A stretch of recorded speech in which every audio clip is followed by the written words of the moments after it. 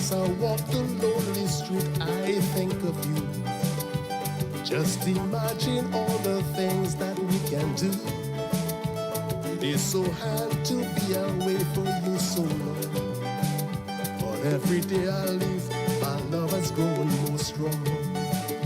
Your name, Erika, your name, mi querida. I love to call your name in my dream. I love to say the words that I mean. Baby, you are the love of my life, the one that I hold so close to my heart. You gave me all that I need, and I am so pleased, I'm so much at ease. Baby, you are my love.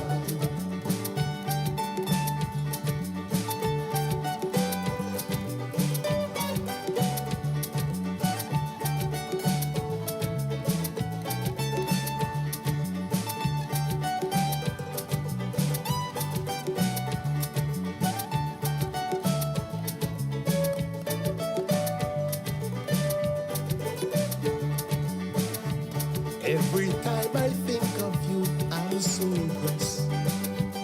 I don't want to see your love ends in distress. Please believe me when I say these words to you. Darling, I love you and I promise to be true. Your name, Erika, your name, mi querida. I love to call your name in my dream. I love to say the words that I mean. Darling, you are the love of my life, the one that I hold so close to my heart. You gave me all that I need, and I am so pleased, I'm so much at ease. Baby, you are my love. You are the love of my life, the one that I hold so close to my heart. You gave me all that I need, and I am so pleased, I'm so much at ease. Baby, you are my love.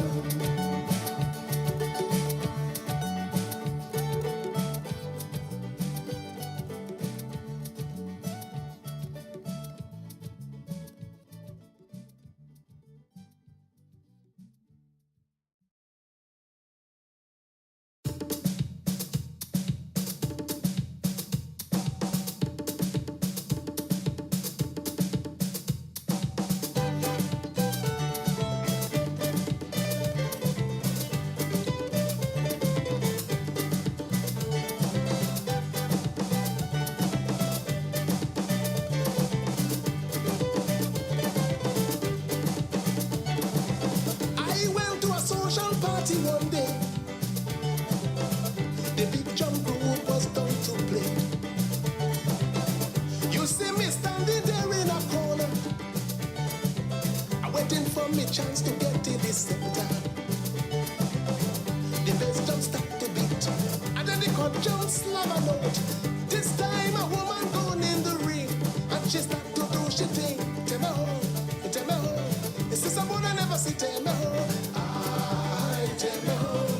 Good night, folks. Yes, I am in studio. I haven't come up yet. Just adding my last bit of information for tonight in, and then we're going to get started. So good night to all of you joining us via the YouTube channel. Good night to all of you joining us via the Facebook channel. Yes, I know you're not seeing me. It's because I'm doing something in the background here. So I'm giving you a nice piece of karaoke music while I get ready. Yeah, we're starting a little different tonight. Don't worry, I'll give you a little extra time tonight. Yeah, I can do it tonight. I'm giving you some extra time tonight. Nice? Let me take this one from the top. Every time I hear this one, I remember my grand aunt Lucianne. Yes, my grandaunt Lucian Duncan out there in Carriacou, long deceased. Yeah, I usually visit her grave and so when I go to Carriacou. Nice, yeah, my grandaunt Lucian Duncan. Every time I hear this one, I remember her. Yeah.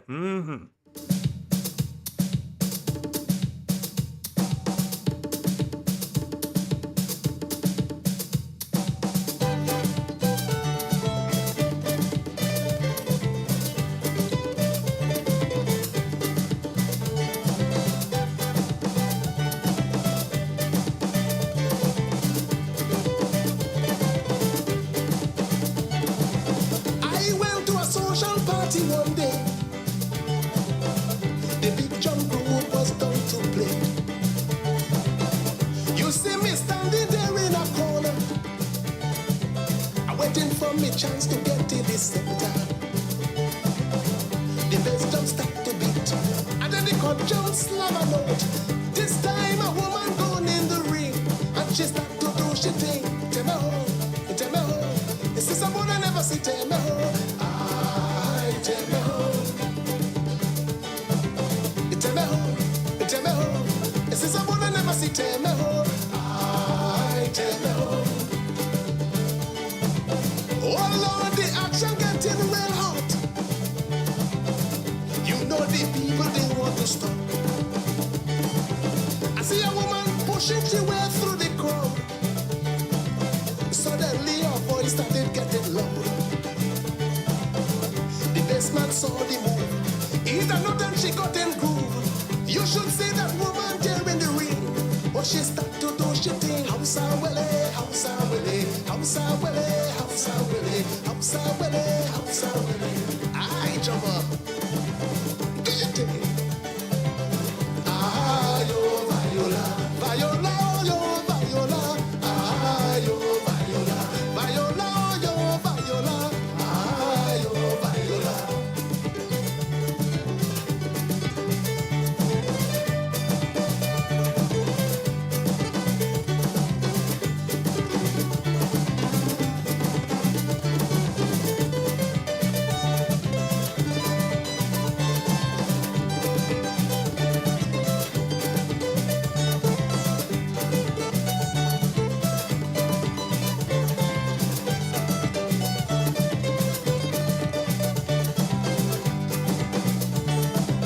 Good Lord, it's time now that I should leave. This whole experience had me intrigued. I can't believe the act that I come to see. This little island have a rich history. Sugar Adams once ruled the show. You got and Django follow. Right now it's Flurry, Jack and Loxin. All these men rule the ring. Tell me how, tell me how. I said someone I never see. Tell me how, I tell me how. Do you think I jama? Tell me how, tell me how. I said someone I never see. Tell me how, I tell me how. Ah, yo, Viola, Viola, yo, Viola. Ah, yo, Viola, Viola, yo, Viola. Ah, yo, Viola. As I say, I always remember Auntie Luciana anytime I play that one. Everybody in Carriacou, yes, you know who Tan Luciana was. That's my grandaunt. Always remember her when I play that one. Good night to you, Grenada, Carriacou, and Petit Martinique. Once again, it is time for Talking Points. My name is Sheldon Scott. I will be here with you up until, well, a little after the 10 o'clock hour tonight. Yeah, we have some things, you understand how the thing does go. All right. So, it is time for Talking Points. I'm still just finishing up one or two things in the background here. Got some information just as I was entering the studio. So I'm just making sure that I put it where I had to put it. And so, but let me say a special good night to you, Rodney, Sam, Sharon, Dr. Panchu, good night to you. Let me see who's there again. Cynthia, Jocelyn, Claire, Edlin, Yolan, Kishon, Arlene, Mavis, Teresa, Sharon, Noki, good night, girl. Cynthia, Maria, Sherms, Nina, good night to you. Denise, Courtney, Leonard, Aloma. Hey, it's been a while, girl. Nadia, Norma, Trisha, and me see Claude, McLean, Tyrone, Maxan. What's up in Petit Martinique, girl? And Sissy, and how is mommy and daddy? Yes, Cicely, Cynthia, Jillian, Kenisha, Shawnell, Maria, Jillian, Linda, Imelda, Francois, Marishan, Nakisha, Dana was seen, girl. Renwick, good night to you. Gertrude Abraham, Kinza Abraham, good night to both of you. Amisha, good night. Beavis, Matthew, Antonito, Jackie, Carl, Sherms. No, that's Sherma. Mr. Adrian Watts, good night to you. Hillary, let me see. Devin, Errol, Oswald, and I'm speaking of those of you on the YouTube now. Huh? Nice. Anne-Marie, seeing Kathleen over there. Del Matthew Bowen, as usual, checking in from Brooklyn. Dave, good night, bro. Yeah. Liza, Christine, Afi, Gavin, what's up? And Barbara, Gloria, Jillian, the other Jillian, Kathleen, Anne, Deborah. I'm seeing Faithlyn, I'm seeing Wilma. So special good night to all of you over on the YouTube and all of you over on the Facebook. Yeah? You know what? Let's hit our team song. Yeah, let's hit the team song. This is not politics. Please don't forget. I'm just practicing to be a poet. Not qualified as yet, but have no fear.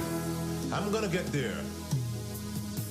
I'm not in this world to live up to your expectation. Hey, good night to you, Joyce. Are you in to live up to mine? My good friend who works in the supermarket that always messages me. You know, I don't know your name, you know, but always see your message every single program, yeah. Obligation.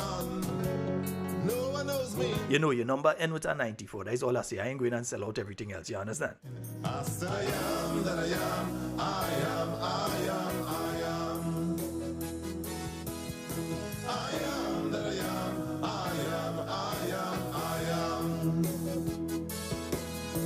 Phyllis, a good night to you. I am.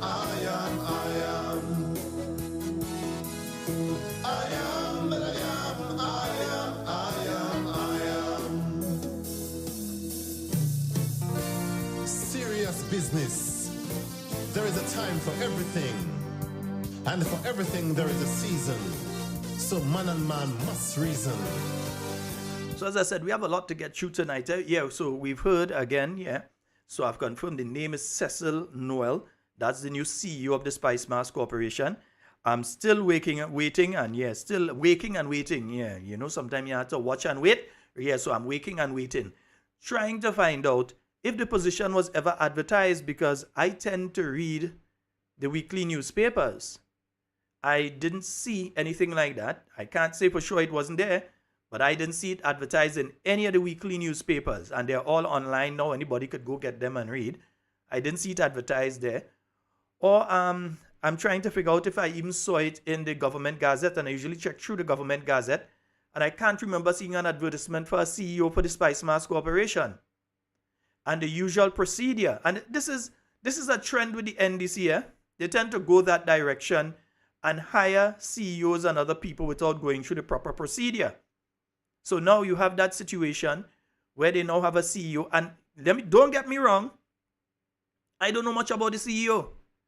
I don't have a problem with the individual, Mr. Cecil Noel, who is holding the position of the CEO of Spice Mass. Don't get me wrong, because some people just take what you say, add what they want to it, and go with it. I don't know the gentleman, so I can't make a judgment on whether he's capable or not. What I am making a judgment on is whether or not the procedure to place him in that position was done properly. Was there advertisement of the position? Were various people invited to apply? Was it opened out? Was there a selection process where you had 4 or 5 or 6 or 2 or 1 individual that applied? And then you whittled it down, you check the qualifications, you say, well, this person is qualified, that person is not qualified or so. These questions have to be asked. These questions definitely have to be asked. Past administration, the cause of frustration. Past administration, chief of corruption. Then to economic recession, we can't give you attention. Economic recession, the cause of poverty in the land. Economic recession, no employment for the ordinary man. When you trick us with campaign promises. We won't stay at ease. And you all know last night, well, somebody's asking me if that appointment was made public. Last night we told you that the Labor Commissioner was gone. Yeah, then they had to call a press conference today to say what we say was true. They couldn't call a press conference to say what we say was a lie. In fact, they can never call a press conference to say anything that we are saying here is a lie. You realize we spoke about the pension issue and the fact that pension was overpaid, and they've never held a press conference to respond to that. You know why? They can't. Yeah, because they know that it is a fact that pensions were overpaid in several instances. And you're speaking here especially about the 56 or so people that were paid pensions in 2018 under the ruling there. So you're talking about $7.7 million was paid out at that time. And some of the people who received that payment received it again with the last pension payment that was made there in November. So you had that as one of the instances where people were paid more than once. Yeah? So you had these things taking place and other little things taking place there. I got a message. Yeah? I got another message there from ex-police officer. He has still not been paid his pension since December. And you know the bad situation with him? He went to the financial institution and was told that his loan is now in arrears and accruing interest. And it's due to no fault of his own, but the government messed up. They haven't paid him his pension since December. And there are many, many other pensioners in similar situations. If I only tell all of the name of one of them. Oh gosh, if I could have only tell all of the name of one of these pensioners. Yeah? But there are various pensioners. There are various pensioners who have that situation now, that they are finding themselves in problems with the financial institutions where they have their loans. And this police officer said to me that he's having that problem, that he went to the lending institution to check to see if his pension came in, and so it didn't come in, and he's in arrears by 2 months. So he's accruing interest by 2 months and counting, because remember they're adding on every day. Yeah? I don't know if the government is going to work something out with the institution or whatever, because it is not the pensioner's fault. All right? So that situation is existing. So, as I said earlier, going back to Mr. Cecil Noel, I do not know the individual. So I don't want anybody to leave with the impression that this is an attack on the man. No, it's not. We don't operate like that.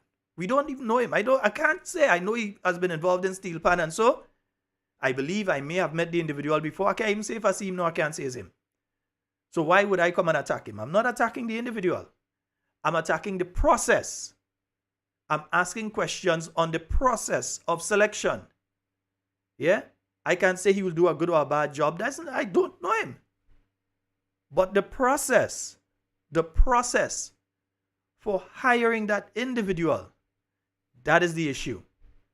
Yeah? So we must find out if indeed that individual went through the proper process, or the Spice Mass Corporation, because I'm hearing things, that various staff are being hired into the Spice Mass Corporation in positions that are not being advertised. So it's not just the new CEO. There are other people being hired into that organization, and they are not going through the proper process to hire these individuals, which is that the positions should be advertised both in the government gazette and in one of the newspapers, and then you get the applications from different people and you go through that process of elimination. This one has the qualifications, this one does not, and so on, and you review and you interview.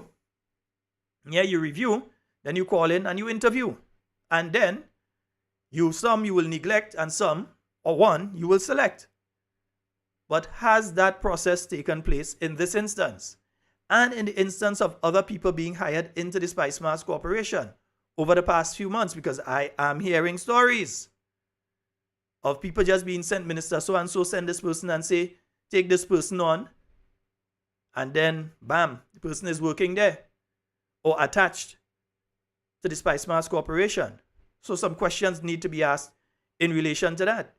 Even the process of selecting the various people, which according to legislation, some of the different organizations are supposed to select the people that are going on.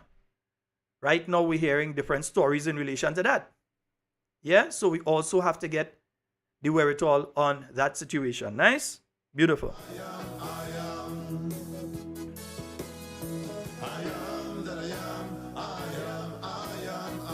Not even a press release from either Spice Mass or the Ministry of Culture or anything saying that you have a new CEO? No, I mean, come on, man.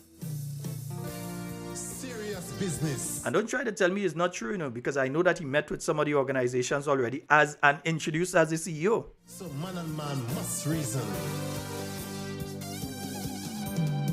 So I think it's prime time that we address some more issues. Simple information I will use.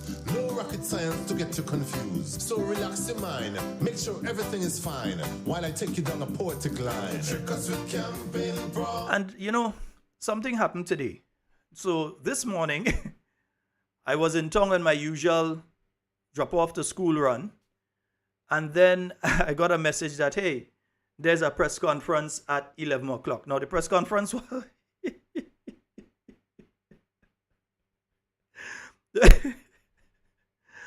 The press conference wasn't mentioned last night, but as you know, it was a rushed, an emergency press conference because they even noted that they had a press conference later in the day. But the urgency of the matter at hand was as such that they called the press conference within a couple hours. So this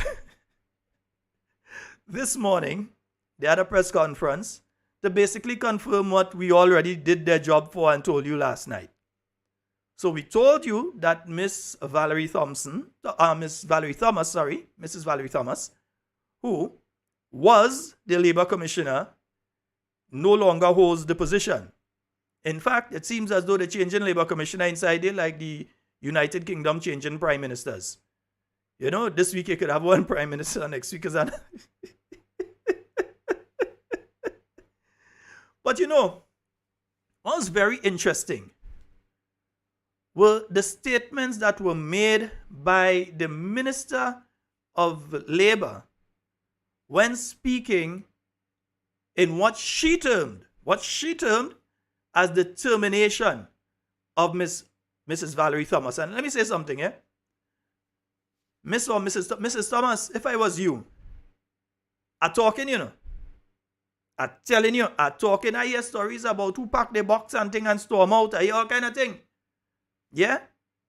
I hear it was not very nice. It was an acrimonious parting of the individual.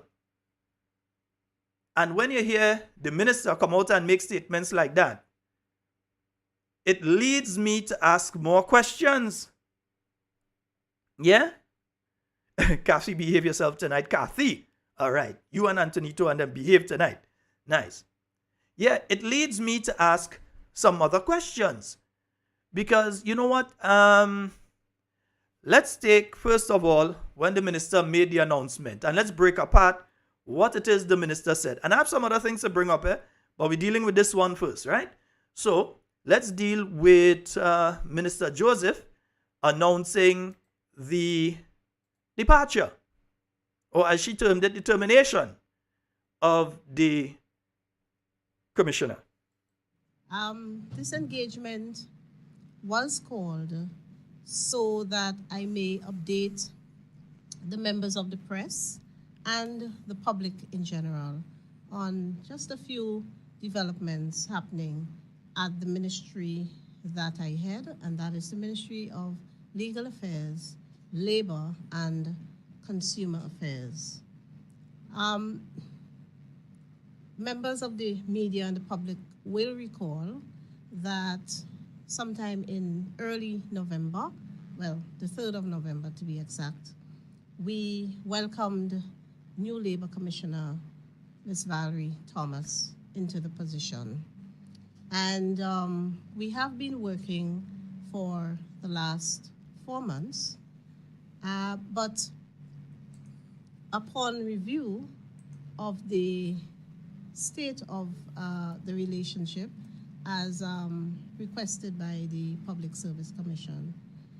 It was decided by the Commission and the Ministry that it will be best for us to go back to the drawing board with, in our search for a labor commissioner that fits with the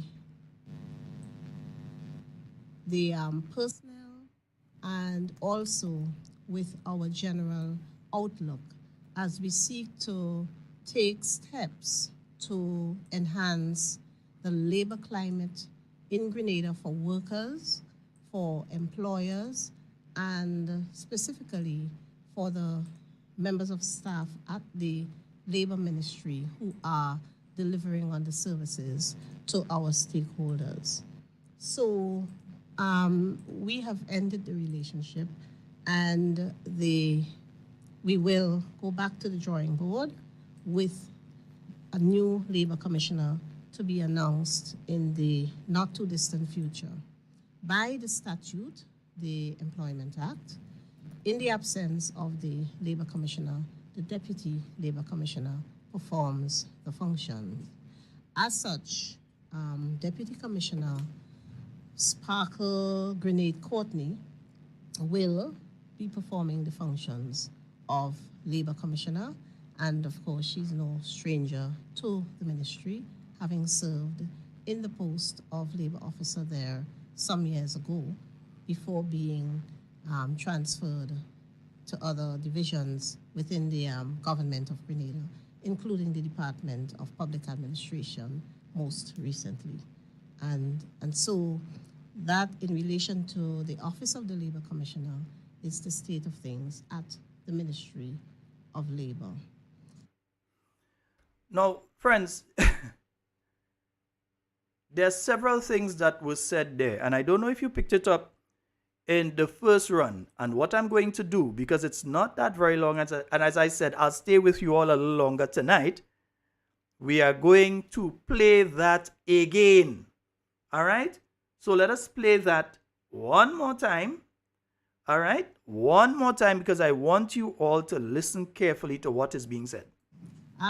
This engagement was called so that I may update the members of the press and the public in general on just a few developments happening at the ministry that I head, and that is the Ministry of Legal Affairs, Labor, and Consumer Affairs. Members of the media and the public will recall that sometime in early November, well, the 3rd of November to be exact, we welcomed new Labor Commissioner, Ms. Valerie Thomas, into the position. And we have been working for the last 4 months, but upon review of the state of the relationship as requested by the Public Service Commission, it was decided by the Commission and the Ministry that it will be best for us to go back to the drawing board with, in our search for a labor commissioner that fits with the personnel and also with our general outlook as we seek to take steps to enhance the labor climate in Grenada for workers, for employers, and specifically for the members of staff at the Labor Ministry who are delivering on the services to our stakeholders. So we have ended the relationship, and we will go back to the drawing board with a new labor commissioner to be announced in the not too distant future. By the statute, the Employment Act, in the absence of the labor commissioner, the deputy labor commissioner performs the functions. As such, Deputy Commissioner Sparkle Grenade Courtney will be performing the functions of Labour Commissioner, and of course she's no stranger to the ministry, having served in the post of Labour officer there some years ago before being transferred to other divisions within the government of Grenada, including the Department of Public Administration most recently. And so that in relation to the office of the Labour Commissioner is the state of things at the Ministry of Labour. Yes, indeed, folks. So that was the voice of Senator Claudette Joseph as she opened the press conference that you all forced them to have this morning because they didn't tell you that the Labour Commissioner was gone, innit? We told you yesterday. So they had to rush and try, and they were trying to get in front of it this morning, but they were kind of behind already, so they couldn't get in front of the entire thing this morning. Now, no, hold off on the calls. We're going to hold on the calls till we ain't taking calls yet. Hold on the calls. We won't come to the calls. Hold on. Yeah. Now, they're talking about a relationship, that the relationship wasn't working out. Remember, they said they went through a process, through the Public Service Commission. So they are saying here that the Public Service Commission seems to have been erroneous in its judgment of the selection of this particular individual to hold the position that they held. So I will say to the individual, come out and clear your name. Because what they're making it look like, they're throwing you under the bus. Miss Valerie, they're throwing you under the bus, you know. So we don't know if it was an acrimonious, in other words, if it was catfight inside the ministry. We don't know. We don't know if there was a problem with you trying to do things the right way and people trying to tell you do things the wrong way. And Miss Valerie, we don't know. I am not the one that's saying that you have done anything wrong or you do anything that not right or anything like that. The government of Grenada, the people had given the impression that you couldn't work with the staff, that there was a problem, that they had to terminate after precisely 118 days, that they had to terminate your employment to the government of Grenada. Yeah?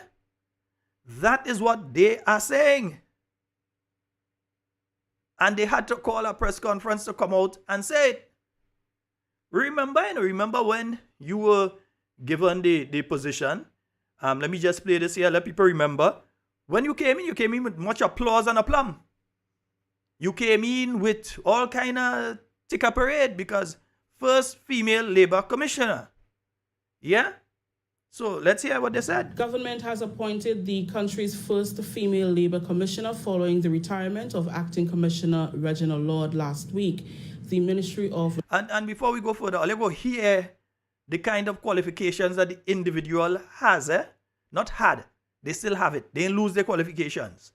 All right? So you're going to hear the qualifications that the individual has. Legal Affairs, Labour and Consumer Affairs welcomed Mrs. Valerie Thomas, who brings a wealth of knowledge and experience to the position, having worked extensively in the field of labour relations.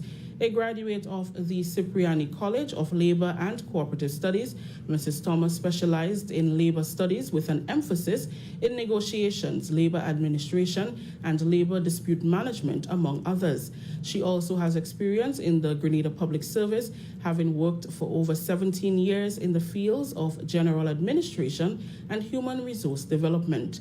In her capacity as Labour Commissioner, Mrs. Thomas will drive the ministry's transformative labour agenda and give dedicated focus to finalising the review of the Labour Code, strengthening case management, advancing the occupational safety and health agenda, building the decent work and disability in the workplace regulatory regime, strengthening dispute resolution to ensure justice and improve compliance, and enhancing workplace productivity. Minister for Labour Senator the Honourable Claudette Joseph welcomed Mrs. Thomas to the ministry and presented her with the mandate to address outstanding labour dispute matters, engage key labour partners, and advance the priorities of the labour sector. Yeah, so that was, you remember, that was a lot of applause and thing. The first female to put up she pretty picture and all kind of thing. First female to hold the position of Labour Commissioner. The third person within the last few. In fact, remember, now the deputy is acting, so we have the fourth person holding the position of, well, acting in the position of Labour Commissioner. So the fourth person in that position in the last roughly 119 days. Then it's starting to sound like number 10 in Britain, that by the time you turn so and you turn so, another person in the chair. Yeah? But this in itself,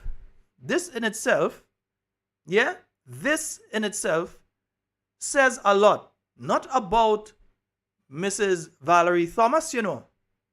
It says a lot about the minister. Because any decent person would just say that how we came to a decision and we've decided not to continue with the individual as the Labour Commissioner and we have restarted a search for somebody else. But from the time you start talking about relationship and all that kind of thing, you're getting personal. So I could understand why you're hearing rumors of who grab up this stuff and just storm out. And now you're hearing that they were terminated and all this kind of thing. Because when you start speaking like that, in fact, let's hear, and I'm holding on the calls. I'll take the calls in a while. I'm staying a little extra tonight, so I'm going to take the calls in a little while. Huh? Yeah.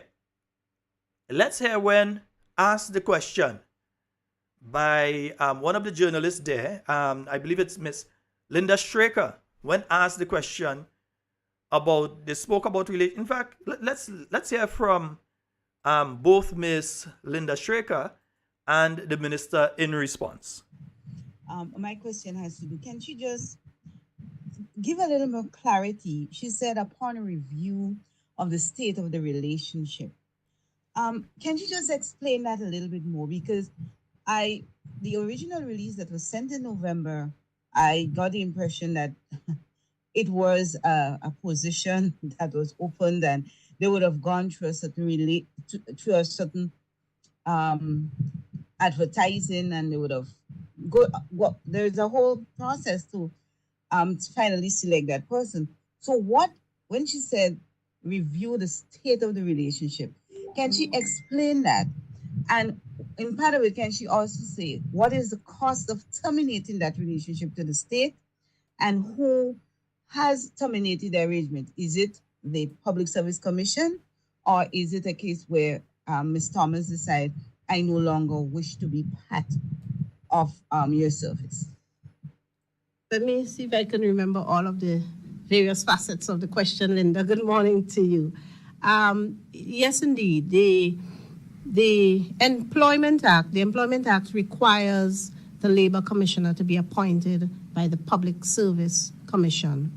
And the process followed by the Public Service Commission was indeed the standard process, which, as I understand it, is quite a rigorous one. The post was advertised for over a month. Several people, I think we had 7 or 8 applicants. At least 6 applicants were interviewed by the Public Service Commission or a committee appointed or set up by the commission for the purposes of the interview. And Ms. Thomas was offered the position on completion of the interviews. But these things happen in the world of business. Ms. Thomas started on the 12th on the direction of the Public Service Commission. And sometimes these things happen. She is quite and well qualified and so, but did not work out to be a good fit with the staff at the Ministry of Labour. So the termination was at the instance of the Public Service Commission, And in relation to your question on the cost, Before I go further with this, let me just say, if you're saying that she didn't work out with the staff at the Ministry of Labor, you are imputing that the individual has some negative character traits. Where if I was you, Miss Valerie, I would have responded too. Because it means, therefore, that when you're looking for a job somewhere else, that they are going to believe that you have some negative character traits and you can't work with people. That is what the Minister of Labor is saying there, you know. But anyway, let's go back to hear what the rest of what she's saying, eh? Because she's saying, in fact, let me pull it back a little bit so you can hear that part again. Let me see if I could get it. Yeah, I think it's around there. And Ms. Thomas was offered the position on completion of the interviews. But these things happen in the world of business. Ms. Thomas started on the 12th on the direction of the Public Service Commission. And sometimes these things happen. She is quite and well qualified and so, but did not work out to be a good fit with the staff at the Ministry of Labor. So the termination was at the instance of the Public Service Commission. And in relation to your question on the cost to the state is 1 month's pay. So the termination took effect immediately, and 1 month salary will be paid. In addition to No, let me just say there that in my view, that sounds as though some kind of bacchanal take place for it to be immediate. Yeah? Not to say, well, we're giving you a week to wrap up things that you have in train. For instance, you have the Karaku workers who were unfairly dismissed, yeah? They dismissed workers in Karaku because they said that these workers were involved in political activities. Meanwhile, you have people who admit that they take part in political activities and who we have seen wearing party colors while public servants are being promoted within the government of Grenada. They are being promoted within the public service. Or they are calling programs and boasting how they were involved politically, but they are public employees. They are public workers too. So the rule ain't even for everybody. And then those, for instance, those who have been sent home in Karaku were not even given a severance. They were not given a hearing. They were not given an opportunity to discuss the issue and say, well, no, this was the situation or not. They were not given the vacation pay. They were not given anything more than their last salary. Contrary to the rules, the labor rules. And right now, they can't even get a hearing because the PS in Karaku ducking. Yeah? Ducking. So they can't even get, a meeting to discuss the issues and see if so either they compensate them or they reinstate them or anything like that. Because you have people that do the same thing that they're accusing them of and they're working. But you fire one set of people because they, according to what you said, were involved in activities with the NNP. So that issue has to be discussed. That was in front of the same labor commissioner. You have other issues of other people in the public service and in the private sector that was in front of the commissioner. Was it not important to have the commissioner wrap up that to say, okay, take a 2 weeks, take a 3 weeks, take a month and wrap up, and then we part ways at the end of that. But for it to be so sudden, says to me, and should say to you, something went on there. Something went on there. And for the kind of language we're hearing from the minister, we know for a fact, we ain't guessing, something went on there. Which is why I'll continue to say to Mrs. Thomas, come out and defend yourself, Miss Valerie Thomas. Come out and defend yourself. Let's hear the rest of what the minister had to say. In addition to payment for all time that for which work was done, 1 month's salary. Can I just follow up? Immediate meaning, is it today or is it yesterday when we would have heard of that?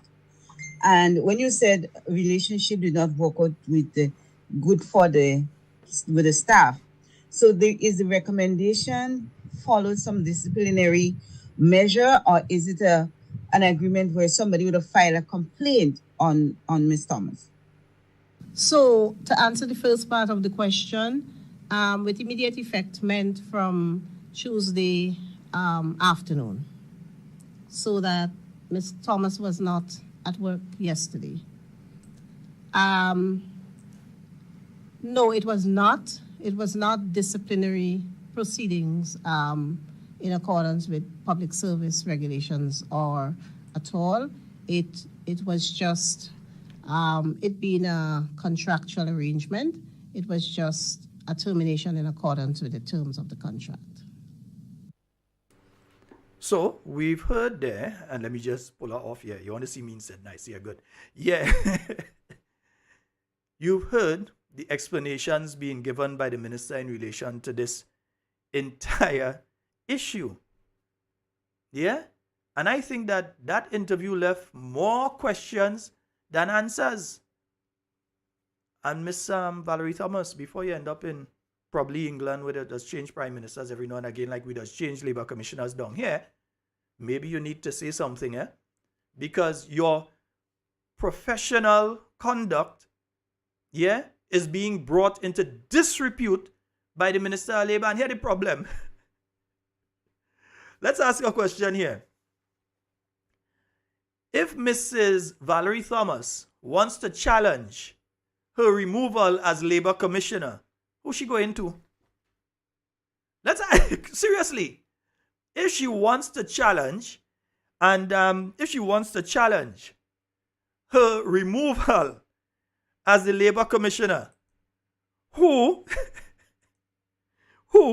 is she going to? Who is she going to? Who is she going to call?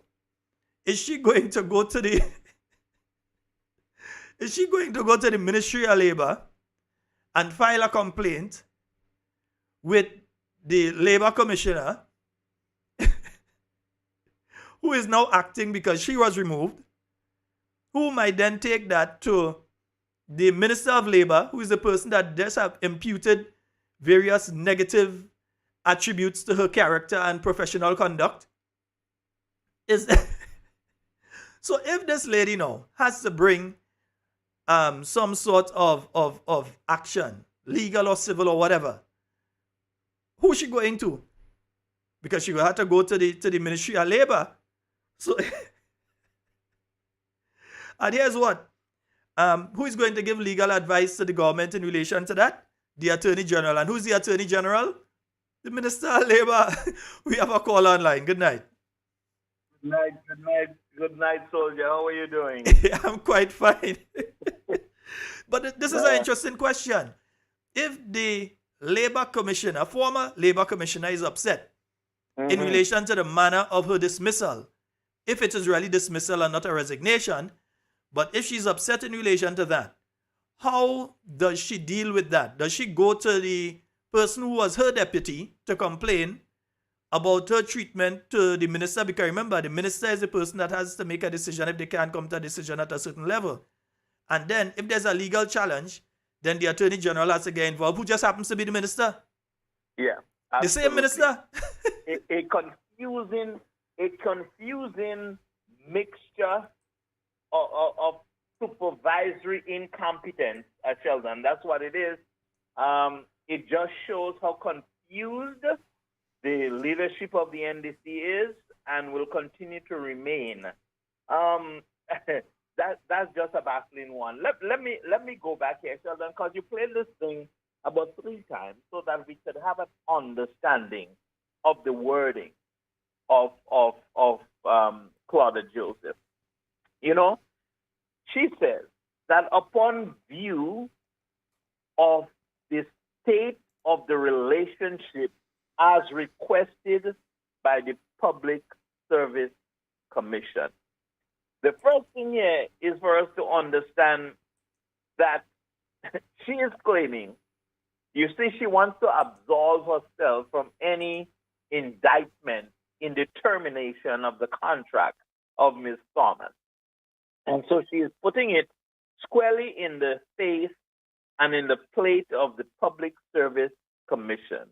In other words, what she is saying is that the Public Service Commission had enough information and concern to examine the state of the relationship of Ms. Thomas in the ministry. She further states, Sheldon, that the request was based on the recommendation of the Public Service Commission because the behavior, and I'm not quoting her on this word, of Ms. Thomas does not fit with the general outlook and the labor climate in Grenada. Okay? But here it is, Sheldon, that you have already stated it, so I will not belabor the point about the entrance of Ms. Thomas. Ms. Thomas came as a gold star. She came like the knight on a shining armor, riding on a great stallion. A lot of qualification, a lot of experience in labor and labor dispute and public sector management, etc. But when Ms. Joseph was answering a question by the press, she said that the termination, and Sheldon, we need to listen to this very carefully again, don't miss this. She said that the termination was based upon incompatibility with the staff and not her performance. In other words, Sheldon, they could not find any reason of incompetence in the performance of Ms. Thomas. So what they had to terminate her on was the basis that she was incompatible, or the staff was incompatible with her. In other words, I want to suspect that what she was saying there to us today is that this lady cannot get along with staff. Not that she doesn't know how to work. Not that she's not a good labor commissioner. Not that she does not have the skills and the competence to do her job. But you see, when it comes to the staff, the little clerk and the paper pushers in the ministry where she works, she and them cannot get along. That's how you determine to terminate a contract. Sheldon, we are in a pretty sad state of affairs tonight. I want to call later on and talk about a different story, but that's my take on this aspect of the discussion tonight with the termination of the Labor Commission. All right. Thank you so very much, Doc. And hello? Yes. But I hear you again. I hear you again some serious snow. That is true. But my back is broad, Sheldon, so I can manage. I will manage well. I feel sorry for you. You go leave here and go up there and take that man for you. Yeah. All right, Doc, thank you very much, and we expect to hear you a little later again. Yes. All right, thank you so very much. Yes, man. Yeah. Yes, indeed, folks. Yeah, that was our good doctor calling in there. And of course, yeah, it says a lot. It says a lot. Believe me, I do not know about the working relationship between the individual and the staff there. But what is being imputed by the minister in that press conference, to me, says a lot about the minister and her professionalism in dealing with an issue like this. That's what it says to me, not necessarily Mrs. Valerie Thomas, It says a lot to me about the minister and what was possibly taking place within that ministry. We have a caller. Good night. Hey, good night, Sheldon. How are you doing? I always good, you know. Right. You I go want right to say good ahead, night to man. all the fans and people listening on the live, Jill and everybody else. And Wendy, how are you doing? Everybody good? Yeah, man, you got your run. Right. So let me tell you my take on this thing with this lawyer and lady. First of all, since the day one of the when they were swearing in the ministers, senators, and I heard Miss Lady getting this position. I was no, this is a conflict of interest for that position. And hats off to former Attorney General Dear Forrest. She did a good job. Yeah. Mm-hmm. And what I'm saying is that the honorable senator and the minister of labor and things like that, her position now is kind of squeezing because she has to deal with people that has been sent home, and she has to put legal representation to the government. I mean, I don't know how she did it. And the honorable prime minister, in all his wisdom, the best prime minister in the world, apparently to everybody else, he should have known or known that position cannot be held by one person. There are certain ministries, and Sheldon, you was a senator, and you know there are certain ministries that one person cannot hold for themselves. No, It's difficult. I believe it's not impossible, but it's very difficult. It is very difficult. And hence the reason why, like I said, your prime minister is resigning. New Zealand prime minister, who's a young female, she resigned. The one in England, and there we go. So if you're following politics around the world, you understand what's going on. And that's the reason why, when we have a small democracy like ours, Grenada is a very small place, and we're very close-knit. When you touch one, there's a song called Chaka Chaka. When you touch one, you touch all of we. All of us is family. At the end of the election campaign, there's no NDC, there's no NNP, there's Grenada. And apparently to some people, after the campaign done, that's when the campaign stopped. Because I hear nobody radio. I hear somebody calling a radio program and saying that they like to hear when people get the pay when they was severance from their working 25 years, and they could go out, the money they get could start a business. Now, if somebody working 25 years in a company, which means let's just say like you start when you're 20 years and now you're 40 years, your salary is $2,000 a month, and you get something like $100,000. That's all fine and good based on your salary scale. But let's say your salary is $100, $800, and you get $30,000, and you go start a business. When people are going on from other sectors on the island, and you open a business, where is the avenue coming? Where is the sale for your business? So you send on people, and then you gather the money, you open a business. Where is the money coming? The revolution is not there, or the money is not showing up. And people is not seeing that. And when I hear people saying the glad, that one go home and go and find work and to get 150, I agree. If there are people on the seed program that is drinking rum and gambling, I agree. Get them off it. Yeah, no problem with that. Get them off it. But what I don't like is that there was a caveat when the Prime Minister said, right, and well, not the Prime Minister, I think it was the Minister of Social Development, the Honorable Gloria Thomas, and she teamed up with Ms. Delma Thomas. They said they had to go back and budget to put back the 150. If the budget of 2021 was for a year, NBC won in 2022, June 2022, when was the first sitting of Parliament, and when did they go and get that money? When? Which month? Like 1 month?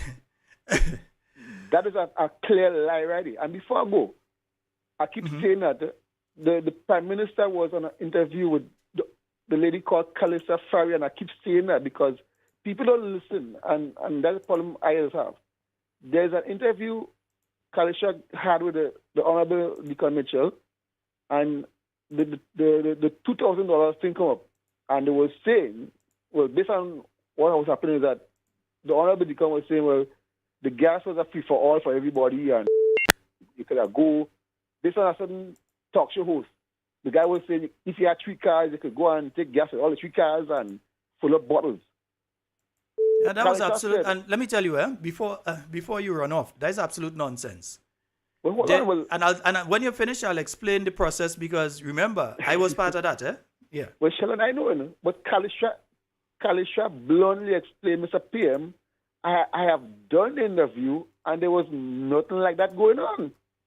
The process was a minister was given $800 for the month, which is $200 a week, and only one vehicle with one registration number you cannot go in there with. So this thing was bottles, and that's the reason why I want the policeman who was in that central station at that time to come out and clear the name, because these lies are being perpetrated every day, like they say near Kribo and all kind of snake and Shalon.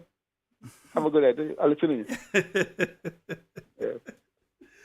Yes, indeed. 440-7377. And you see, we have to call them out. We call them out now. And it's gotten to the stage that they actually announce a special press conference for next week already. And that's because we continue to call them out on a nightly basis.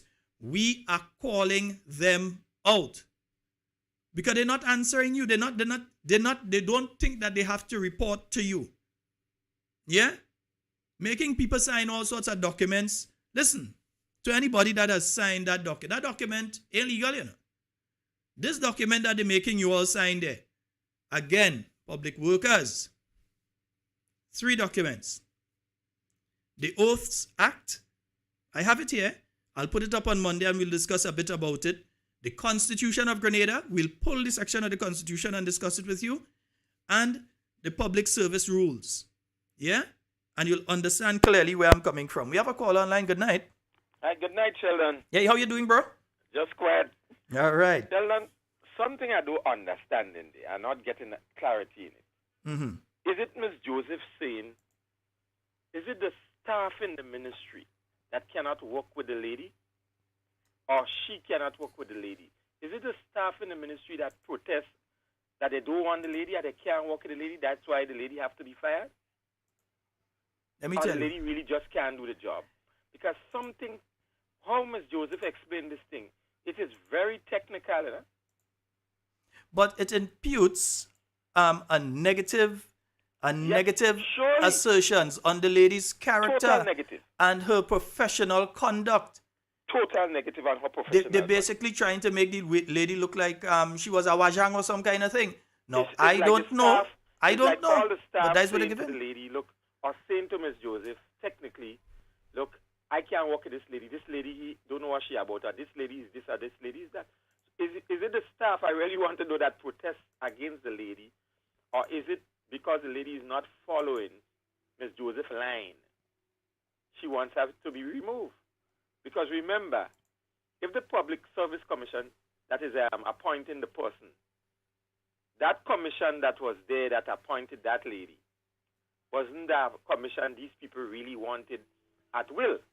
The one who is presently there now, that is the one they wanted, and that is the one they have now. So maybe they're looking for a new person. Because Miss Joseph leave the air open for a lot of questioning. Is it that lady was rejected by the staff of the ministry, or is it she's not towing the line that Miss Joseph wants her to toe, or if she's really incompetent? I think that lady needs to defend herself or come out and give the public some kind of, clarity on the whole thing. Bro, let me ask you a question. I know you're a guy that listens to a lot of stuff, and I know that the listeners to this program, they help me. They listen to a lot of stuff too. Antonito, I know you just listen. I know all of you listen to a lot of stuff. Take your mind back to the campaign. Did not the Prime Minister of this country, when he was just the leader of an opposition party, state that contract work for substantive positions within the government of Grenada are illegal? Yes. Did he not say that if you have a position that needs to be filled, you ought not to place a person on contract into that position? Yes, he said that. Well, how come this lady end up on a contract for 2 years then? You see how things does come out, eh? Yeah. Her I tell you, contract this was thing raised terminated. more than a red flag. And you see, that is why I played the response that she gave to Linda Straker. Because within that response, you heard that she was on a contract. Mm-hmm. You heard that she was on a contract for 2 years. Well, Sheldon, And it was to the position of a labor commissioner. Now, the prime minister of this country said that that kind of thing is illegal. Sheldon, the commissioner, the one who was there before Mr. Lord, that one was removed in the most disrespectful of a manner. If it's so to speak, nobody in Grenada was moved from a job in a long, long time like how that man was moved. He was just given a few hours, Sheldon. And the whole truth of the story, if you really know the truth of the story, is a dog that caused that man was fired because of a dog, the activity of a dog. These people, this little woman. You want to know something? Let's I want pray for our country. don't leave yet, partner. I want to find out something before I take a call there. In fact, you know what? Let me take the call and they will call me back. And Okay. Yeah, call back. Everybody had the opportunity to call back. Let me take this call before I... Oops. Oh, boy. I'm not sure what's happening there. Hello? Yes, Sheldon, good night. Oh, boy. I'm not sure what's taking place with your call, but caller, you'll have to... Oh, boy. Yes, something is wrong with that line. Call me on the WhatsApp, please. Ooh. Yeah, I'm not sure. Oh, I think I know. Hello? Hello? I'm I hearing you. fixed- I'm hearing you, Sheldon. I You fixed, hearing me? Yeah, I fixed the problem. I know I was wrong. I fixed the problem. Go right ahead. Okay. Yes, Sheldon, I just saying you didn't finish the statement what the Prime Minister said during the campaign, Remember when he was speaking with Forrester? My brother, He went on to, I have he 4 go on to instances say- of him saying this thing. 4 different instances that I'll yeah, play on yeah. Monday. But I want to finish it because remember when he go on and he tell Terry Forrester and Dr. Mitchell know why he have those people on contract because he wants to have them there at his disposal that he can fire them at any time. So now we see that the same thing they accuse Dr. Mitchell of, they turn around and doing it. You see why we must love you, boy? You see why we must love you? The same thing they toting their hand and saying that they're accusing people of doing. Them are the ones doing it. Yeah, believe Thank me. you, brother. They have them there in that position so that they could do exactly as they've just done. Mm-hmm. But you want to know So something? now we see who is treating is working is dealing with people not like human beings, like slaves. You So- do what I say or else. Don't leave. Now we see who is doing it. Don't leave yet. Let me ask you a question. Are you Yes. aware? Are you aware that Mm-hmm. the sister of the minister is on the Public Service Commission? No, Okay. no. So you're aware that the sister of the minister is on the Public Service Commission? Or conflict of interest right there. Well, I'm asking that question because I seen a name there, and maybe, sometimes people just have the same name, ain't it? Sometimes people just have the same name, but the name look exactly as the name of the sister of the Minister of Labor being the chief person inside there on the Public Service Commission, one of the people on the Public Service Commission. But Sheldon, shouldn't integrity be one of the NDC main pillar? But let's What ask this happened question to again. the word integrity that they always touting? So let's ask this question again. If the former labor commissioner have a problem, who is she going to? Because if she goes, now to the Ministry of Labor, she's going to the person who was her deputy and the same staff that you're saying she had a problem with to deal with her issue. As a Grenadian, she has every legal and constitutional right to expect fair treatment from the Ministry of Labor, even if she was the labor commissioner and now has a labor issue and is going to the commission. Yeah? But remember, they're saying she had a problem with the staff there.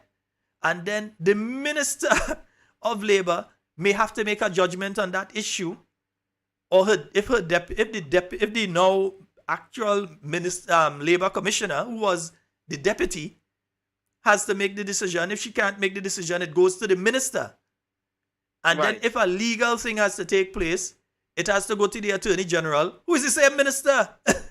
Who's the same And if it minister? goes back, I mean, if it and- goes back to the PSC, the Public Service Commission, from what I'm Mhm. seeing there, I'm seeing a name that looks very, very familiar because it looks to be the sister of the same minister. of So you can't Obviously, win. Minister, it's a family business. It's a family affair.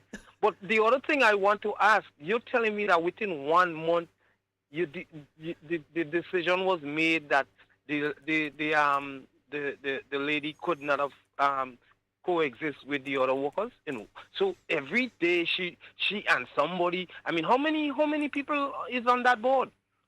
It seems like though, well, every day she and somebody is getting into problem. Let's say if that was the case, how could somebody go to work every day and get in confusion with somebody? I mean, Well, I'm saying- no, man, I mean, I don't really. The lady need to Not talk. even that. It just doesn't make sense. She need to talk, or she need to Even if visit you her have lawyers. 5 people working together, how within a month you come to a conclusion that this one can get along with the rest of them? 118 days. The 3rd of November to Tuesday, 118 days. Well, 117. 118 it's Tuesday. days. 117 because it's Tuesday, yeah. So 117. But, I mean, where is where's the due process? I mean, what shouldn't she be saying? Well, okay, at this time they had a sit down with her. She was written up for XYZ. I mean, My brother, Hello? it's a very interesting dynamic that we're looking at here. A very, very interesting dynamic just that we're before I looking go, at here. Sherman, one more thing. The thing about it with these people, they can see all the faults when they're on the outside. Why it should be done this way and it should be done that way, and when they are on the inside, everything that they criticize, which was not happening, which they was claiming, and it was not happening. Now we see that they're doing it. Look at my the other one up in Carriacou. When, No comment. No he comment. was asked by Calistopher, No comment. I mean, what happened to the aunt? Shouldn't you be glad to explain, well, okay, we said that we're not keeping no dead weight in the force, and here's the reason why she was dismissed, because she come into work late, or she didn't come to work for a whole week with no report. Explain that to us. You just rudely feel like though we are nobody and just no comment. No comment. So put it that way, we're working for you. And people, we have to understand that. We can't be having people selecting people and that's the way they're representing us. It is disrespectful. We have to understand that. We have to hold people accountable to us. And to sit up there and just with a smack smile on your face and say no comment. Listen, for the doc who called a while ago, one day he's going to have to explain to us the kind of mentality of these people. Doc, if you're listening, tell us a little bit more about these type of people. All right, my Thank you, brother. Charlotte. 440377. You can call us directly or you can call us on the WhatsApp. And also, you can call us on 347-329-3101. We are taking your calls, just like this. Hello, good night. Shalom, good night. My love, Kiame. Yeah, good night to the Grenadian people. Oh my God, Mr. Watts, everybody. Yeah. Shalom, I had time left before I get your message. But I know, I got the message tomorrow, from you. please, Lord. Yeah, you we'll want sort to it come out. tomorrow morning, you know? Yeah, And somebody drop another money they find. great. Yeah. Well, I listened to you with the lady. But Shalom, they fired the lady, you know. They fired the lady. Yeah, that's what they said. They said they terminated her. They fired the lady. When I tell you something, the truth. It's not no fake news. They did fire her. And here's the sister walking the place there. That one is, by me, okay? She take communion every Sunday. Mm-hmm. Yeah. Shalom is communist? Hey, Shalom? I don't even think communists These behave people like that. them is communist people. Listen, I don't The believe communists ministers even and behaving them. so. I don't know what's going on in Grenada.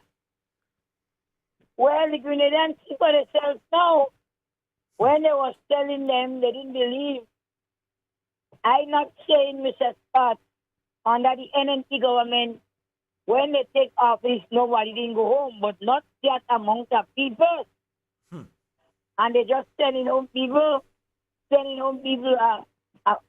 don't understand. What's wrong with Claudette and Miss Gloria and Mr. Deacon Mitchell as the Prime Minister in this country, Mr. Prime Minister?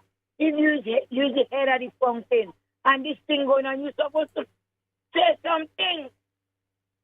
What's going on, sir? Are you digging all your grave? I mean, these are people that have families, you know, Mr. Prime Minister and Miss Senator and the other and Toast and all these people and Mr. Cornwall. These people have families like y'all. Why y'all doing that to the Grenadian people?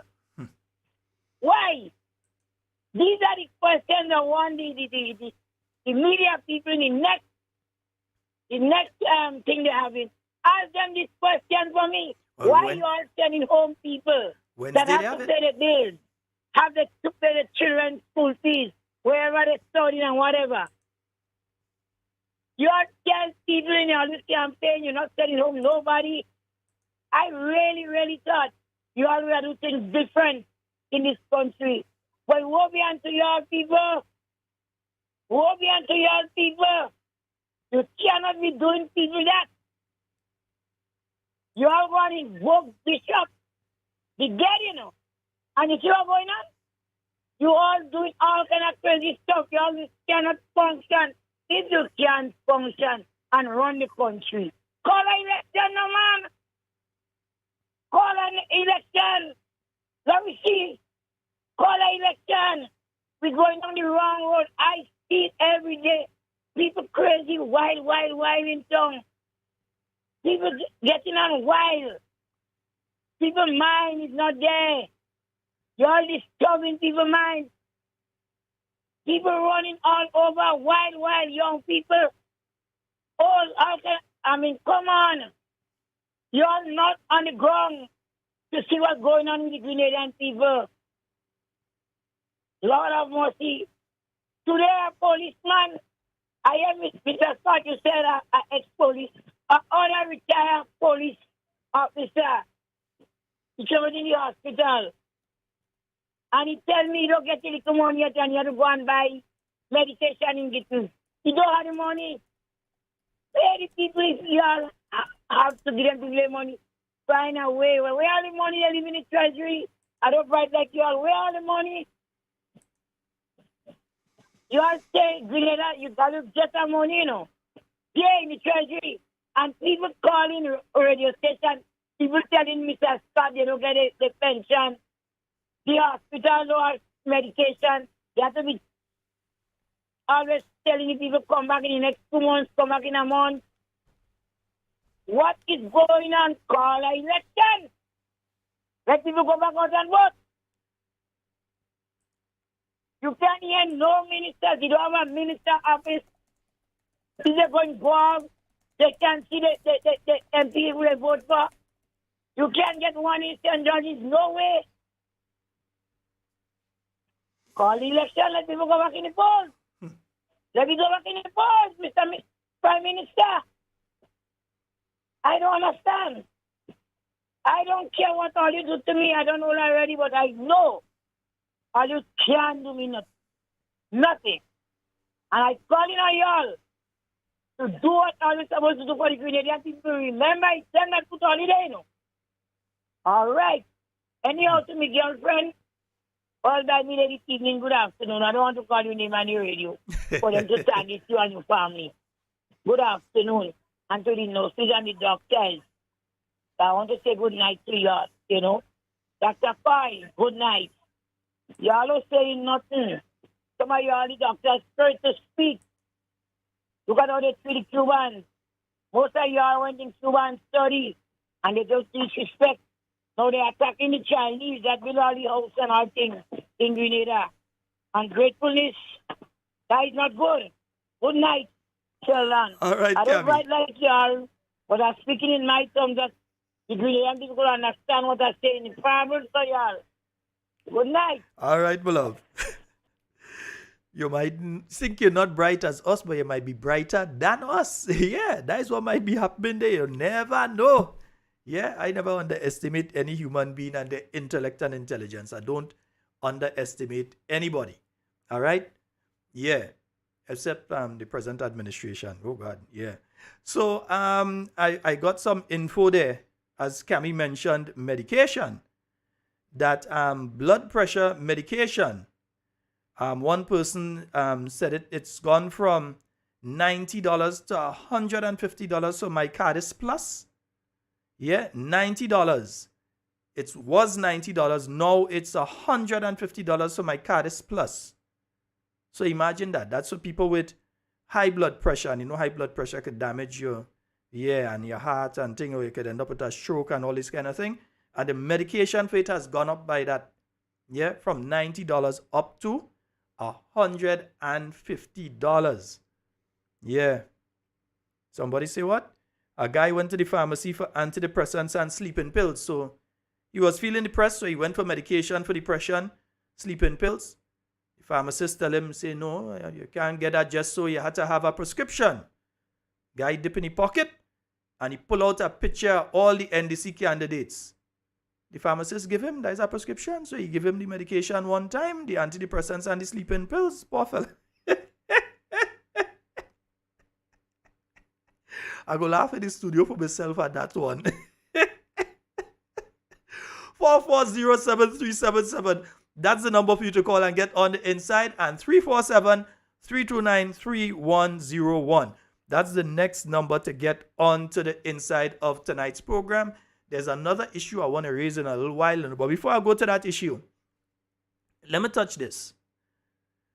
When you were listening to Senator Claudette Joseph today, you all realize she made a statement that sounded a bit familiar? You all remember this statement? Let me see if I could pull it up here. You all remember this statement? So let me zero in. You have a seed program. The World Bank says if you're making $650 or less, you're poor. Yet still, the seed program is only paying you $350 and $450. They are aware of the World Bank report. Why then raise the seed program to $650 or more? So if they were interested in truly alleviating poverty or truly helping you, they would raise the figure to $650 or more. So I'm saying to all of the persons who are genuinely on the seed program, particularly our older citizens who would have worked to help build Grenada. So remember, that is the that is the same Minister of Finance who then proceeded to take out $150 from these poor and vulnerable people. But today, I was listening to Senator Joseph and I couldn't believe when I hear her making statements like... is to determine the extent to which the minimum wages can be calibrated to raise the poverty line in Grenada above what is the current threshold of $600 a month. So if you're earning more than $600 a month in Grenada, you are not considered to be below the poverty line. But we know that a person with 5 children or even 2 children working for $800 a month, $750 a month, they are poor. They are, they are having a hard time. But based on our standards now, that person will not fall below the poverty line because our current rate is $600 a month. So part of what the minimum wages committee would seek to do is to raise that threshold. So these are some of the matters that we hope to address at the end of the process. So she's also speaking about that $650. So it's not just the Prime Minister, no. Yeah, his cabinet knows as well. This is the Attorney General, Minister of Legal Affairs, Minister of Labor, and so. And she sat in cabinet when they made that decision to take away $150 from people that's suffering in this country. She knows that it's difficult for people to live even on 800, even on 1,000. She knows it's difficult for them to live on that. She knows what the World Bank report says. Yet still, she was part of a cabinet and is still part of a cabinet that removed that $150 from the poor and vulnerable people of this country. Then you will tell me these people are wicked. When you say they're wicked, some people want to say, oh, you mustn't say that they're wicked. Because they knew better and they did worse. So the price of medication for some, and remember, $150 is the price of the high blood pressure medication, the Mycardia Plus right now, from $90.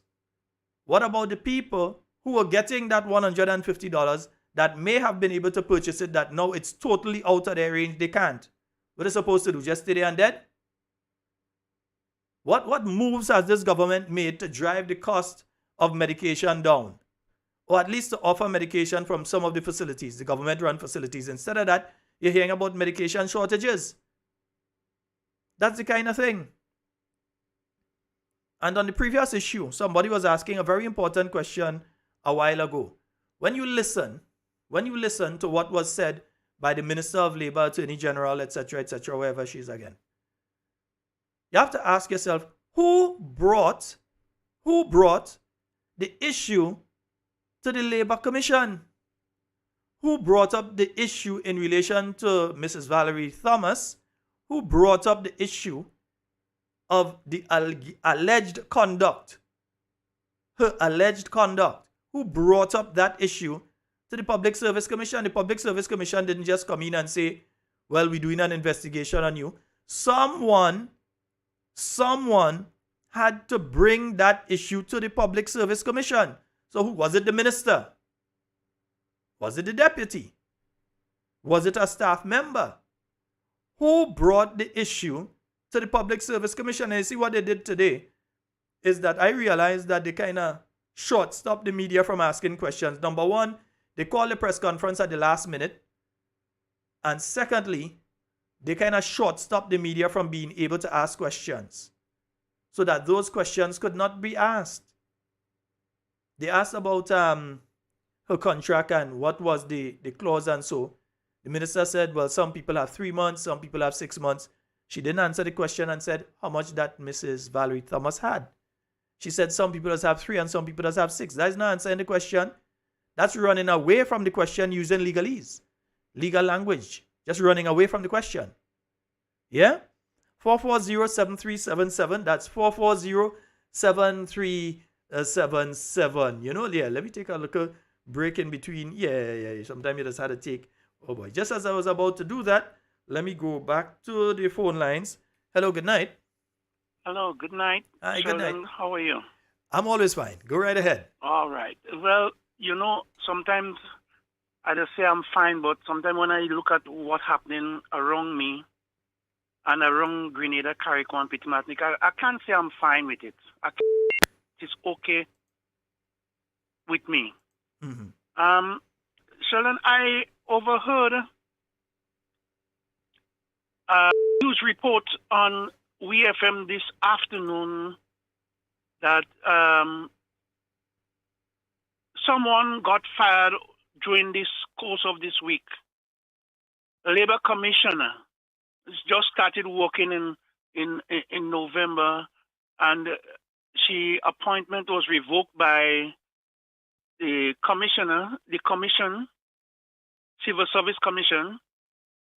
And when you have somebody of that caliber, Civil Service Commission don't appointment just like that.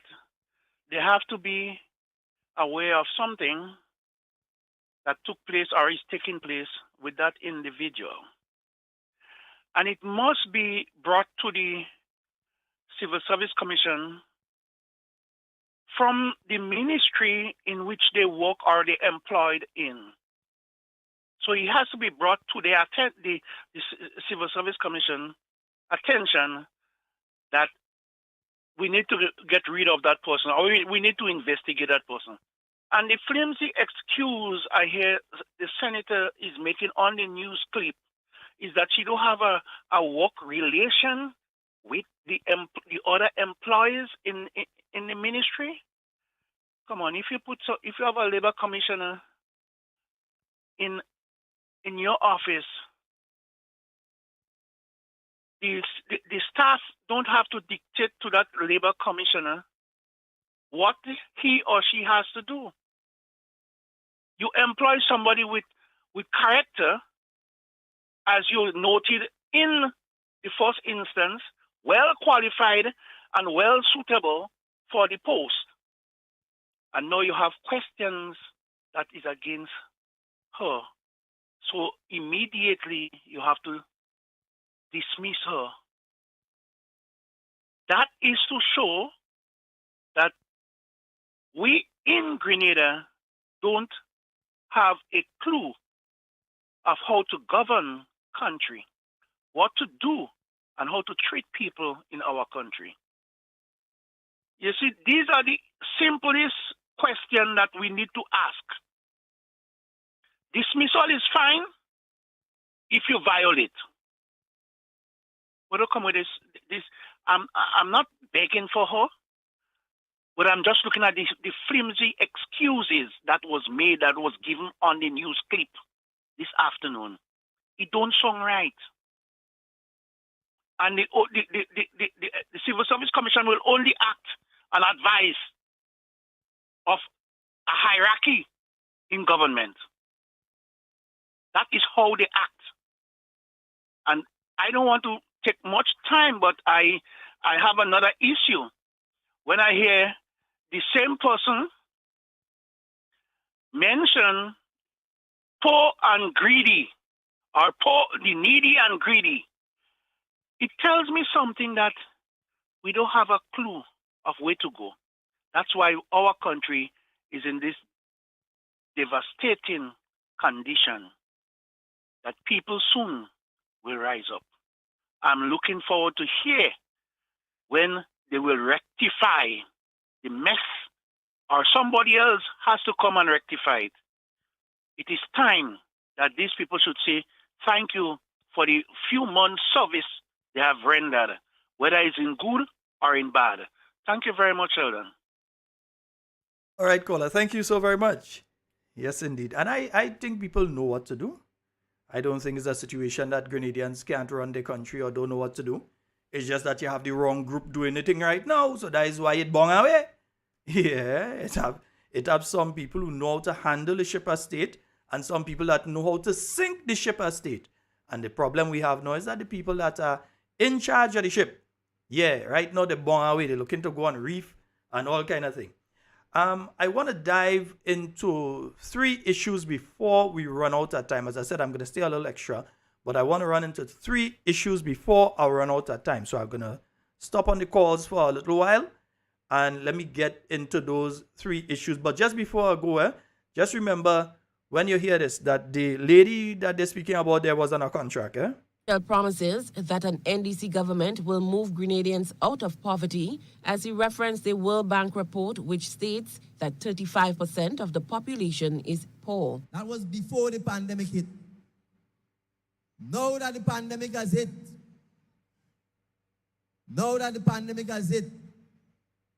I don't need the World Bank to tell me that the figure has gone even higher. Mitchell also addressed the issue of contract workers. When you are placed on 3 months contract, 6 months contract, 12 months contract, it is unlawful. It is illegal. And if it is going to take another high court judgment to say that the government of Grenada cannot treat its own citizens that way by breaking the law, then so be it.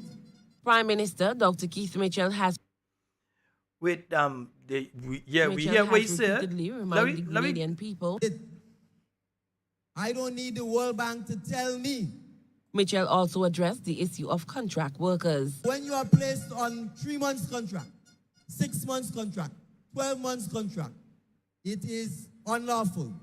It is illegal. And if it is going to take another high court judgment to say that the government of Grenada cannot treat its own citizens that way by breaking the law, then so be it. Prime Minister Dr. Yeah. So we hear him, That was the man, he said that contract work thing, yeah.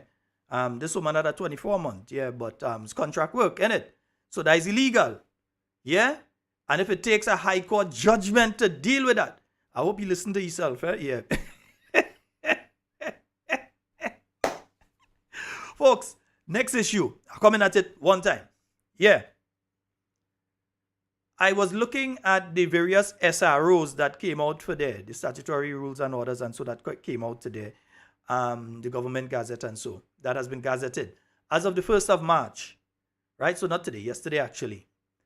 And it was very interesting when I saw, and I said I'm going to hold on the calls for now because I want to get into the issues and then we'll take the calls on them. Because if I just take the calls, I won't get the opportunity to deal with these this week and I'll have to deal with them next week. So let's hold on the calls.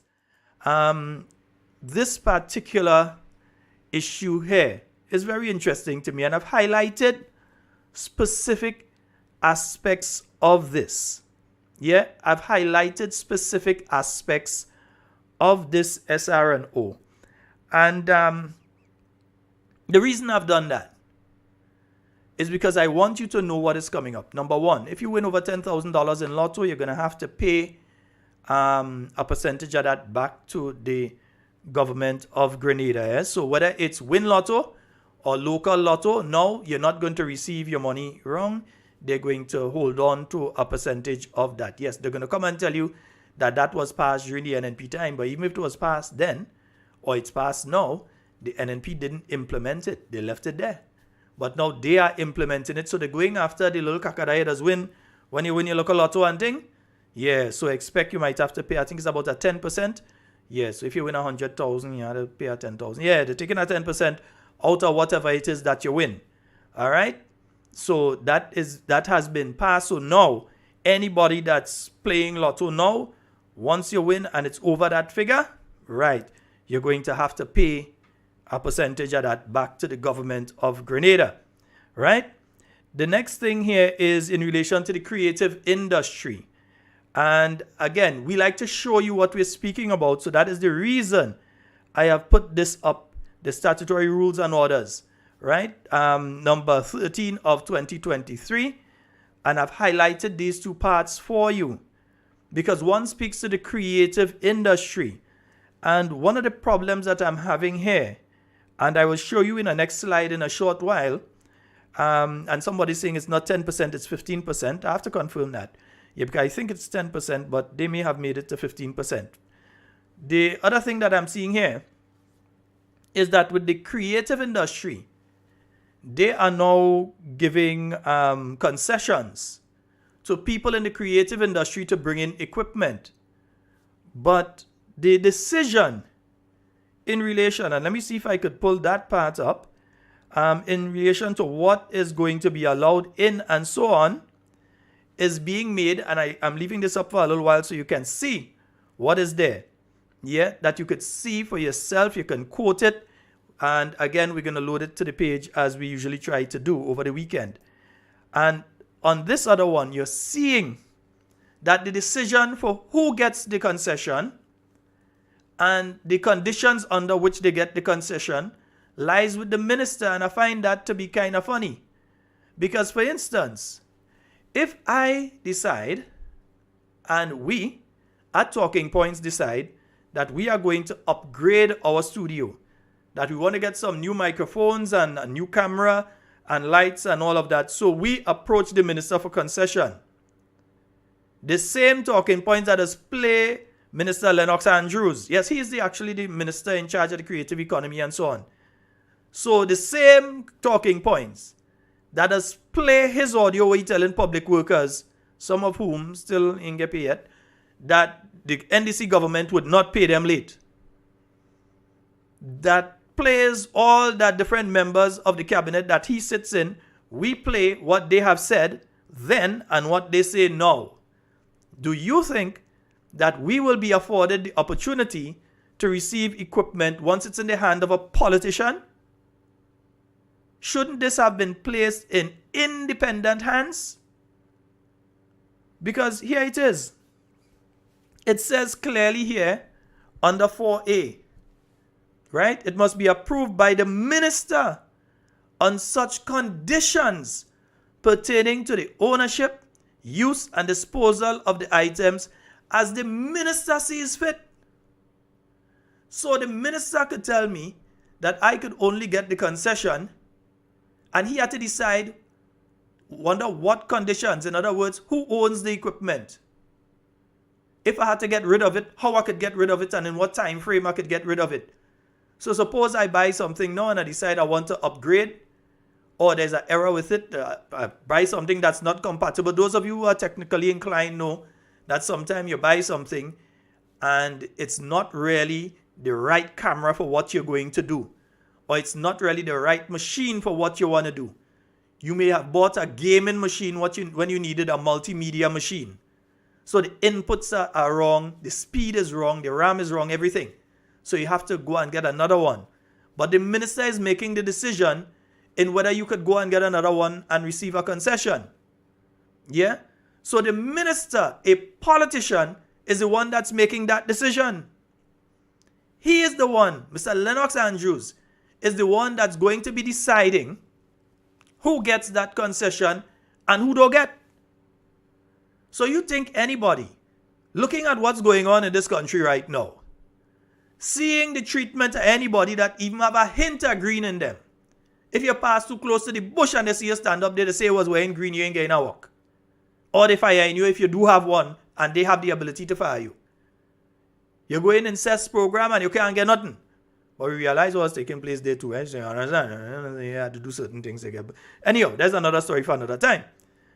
But this says it has to be approved by the minister on such conditions pertaining to the ownership and use and disposal of the item as the minister sees fit, not a committee. They haven't decided to say, well, okay, let's make it broad-based. Let's take somebody from the church community. Hold with the phone calls. Let's take somebody from the church community. Let's take somebody from the business community. Let's take a trade unionist. Let's take somebody from each of the political parties, so that you could say it's non-partisan. We have people from all different groupings, and we have a committee that these concessions go to and they are approved or not. Instead of that, these concessions are placed in the hands of one person, the minister who is in charge of the creative economy. And in my view, that is wrong. Secondly, this is an attempt to butter up all the people in the media. So the media people who want to set up their little blogging and who do their little video online on YouTube and Facebook and so on, we know their names, I don't have to call it. This is an attempt, as far as I'm concerned, to buy them out and bribe them. This has nothing to do with creating a creative industry here in Grenada, because if you were serious about doing that, then what should have been done is that a committee would have been set up to deal with this particular issue, instead of leaving the decision in relation to who get, who don't get, and the conditions in which they get. Because next thing, I am given certain conditions, and another entity that does nearly the same thing as me but is aligned to the NDC are given different conditions. Next thing, they tell me that I can't qualify to bring in microphones, but they qualify somebody else to bring in microphones. Next thing, they tell me I can't bring in cameras, but they qualify somebody else to bring in cameras. Yeah? So I am saying that this, let me put it up again, this is wrong. And that the minister should not be the person that approves the concessions here. I make no apologies for that. It is damn right. The minister ought not to be the person that is okaying. I have no problem with trying to help the creative industry, I don't think any of us have a problem with trying to help the creative industry, but we see it for what it is. This is an attempt to buy out all the bloggers, to buy out all the radio stations, because the radio stations going to apply now. They're part of the creative industry, so they're going to apply now. So then the minister, when election time comes around, which will be sooner rather than later, would be able to go to them and say, you see that new studio you have? Remember, I was the one that, passed the concession for you to get that. So you have to give us a little 15% off on the price of the ads. Or you have to give us a little free use every now and again. You understand? That could happen. I ain't say that is what happened, so nobody can send no lawyer for me. I'm saying that could happen. And the people that do the local videos and have the local shows online and so, they could get the opportunity to upgrade. The photographers, all of them could get the opportunity to upgrade. And afterwards, you hear a certain government minister going to them and saying, hey, I was the one that approved that for you. You can't treat me bad. Set me up. You understand? So then they tell the photographers, hey, all the equipment you have, remember, we that get the concession. By the time you check up all the concession, you get about 2 cameras. Free. That you would have to pay for. When you check it out. The volume of the concessions. So this ought to be taken out of the hands of the politician. And he is a politician. He ran and he's a member of a political party.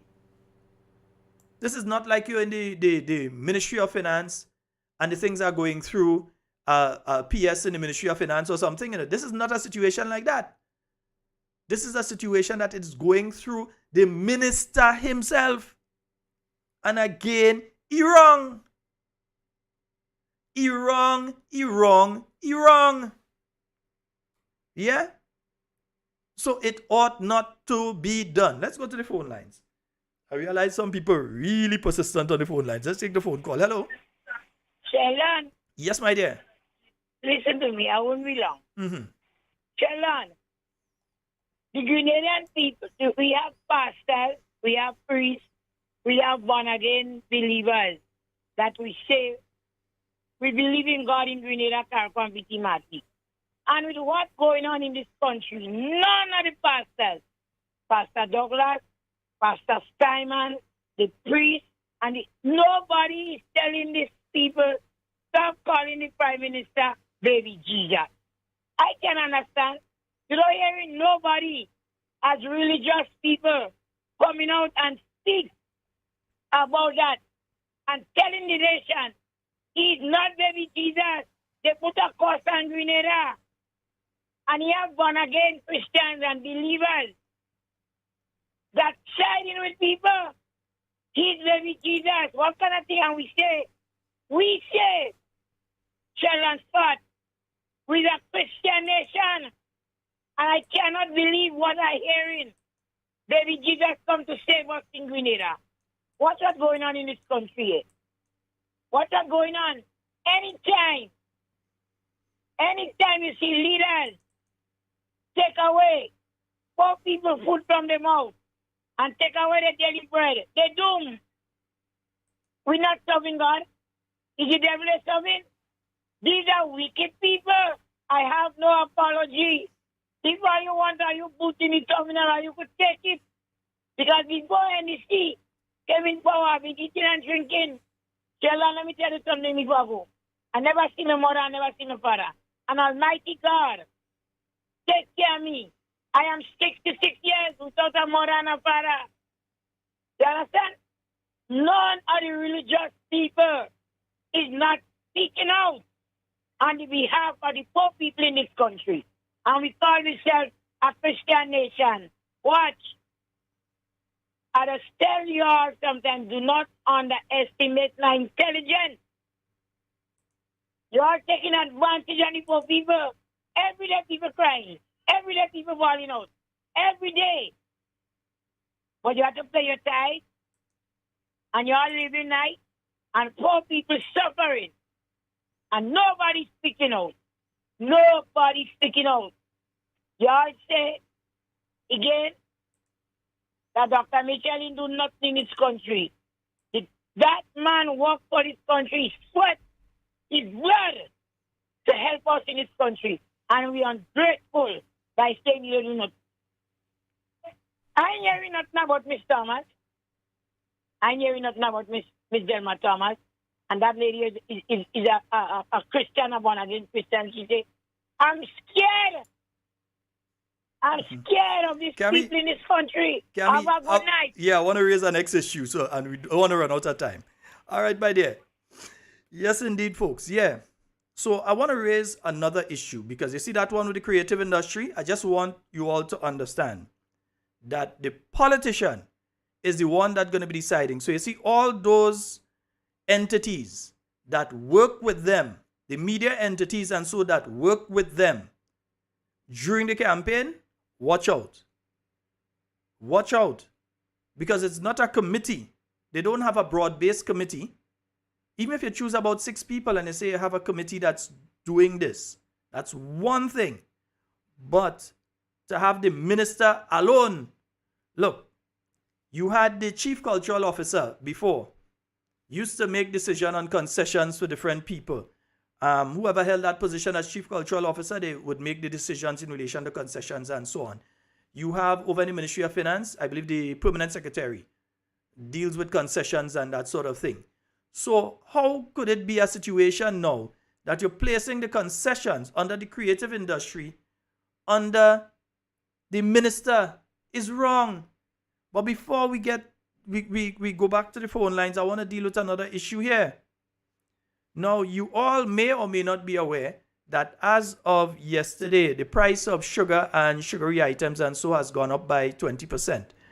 And this is the SRNO that was passed in relation to that yesterday. That was sent out yesterday in relation to that. It has to be gazetted. In other words, they have to place it in a document called the Government Gazette, and they also have to place it in but I believe they're supposed to place it in a newspaper, but it just has to be gazetted.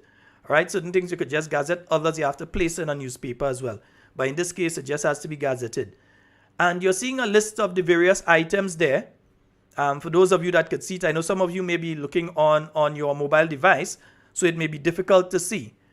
But in the instances that you're seeing there, things like fruit juices, so all the juices and so that you like to go, whether it's the, I don't know if they still have Tampico, they still think Tampico, I don't know.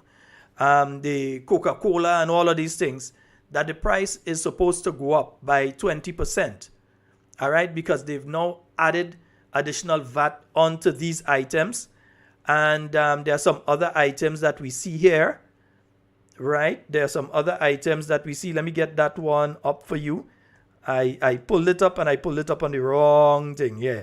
So let me get some other items there that you could see some of the other items like sweetened milk and, let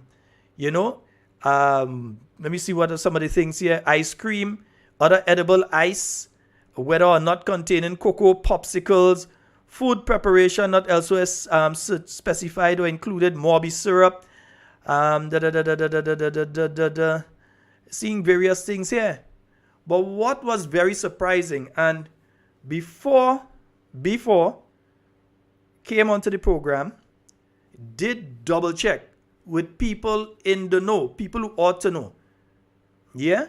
Did double check with them to find out if our interpretation of this part, and there's a specific part that we've highlighted there, of this part of the SRNO is correct. Because if that is so, it means that water, and we're talking now about the bottled water, is also going to attract an increase of 20%. And we're speaking here of, they're speaking of waters, including mineral water and aerated waters, containing added sugar or other sweetened matter or flavored and other non-alcoholic beverages, including fruit or vegetable juices, right? Aerated waters and other waters.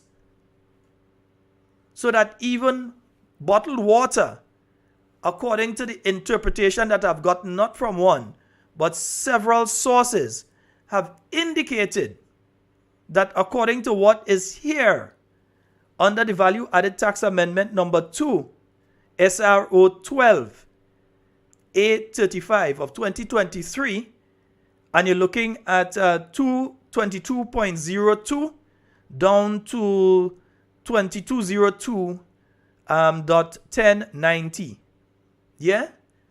It's saying there that according to this, you may also be seeing, unless they step in quickly and correct it, because This is the view of several people who ought to know that the interpretation of what was sent yesterday should mean that bottled water, that's the Glenelg and the Mount Pure and so, that the price of that is going to go up as well. So we already have the environmental levy added to NOASA. We already have that to deal with, the environmental levy added to NOASA. But what this is saying as well is that even the bottled water, Lord, even the bottled water, you're going to be seeing an increase in the price of the bottled water unless it's addressed. And again, this goes back to the same thing that they did with the alcoholic beverages, that they did not specify. So things like mentholated spirits, bay rum, and those kind of things, they're not things that you really drink. Those are things for you sap your joints with that, and you have medicinal or holistic purposes that you use those things for, cleaning agents, and so it's certain levels of alcohol. That these things were included so that the price of those would go up as well. And that was the interpretation of several people in the know in relation to these items. And I just wanted to raise that issue tonight. We have a caller. Good night. Yeah, Charlotte, I had a caller. Yeah. You mentioned the creative arts and the concession and stuff like that, right? Mm-hmm. Do you recall in 2011 there was a certain finance minister that took off certain part on certain building utensils and nails and board and stuff like that?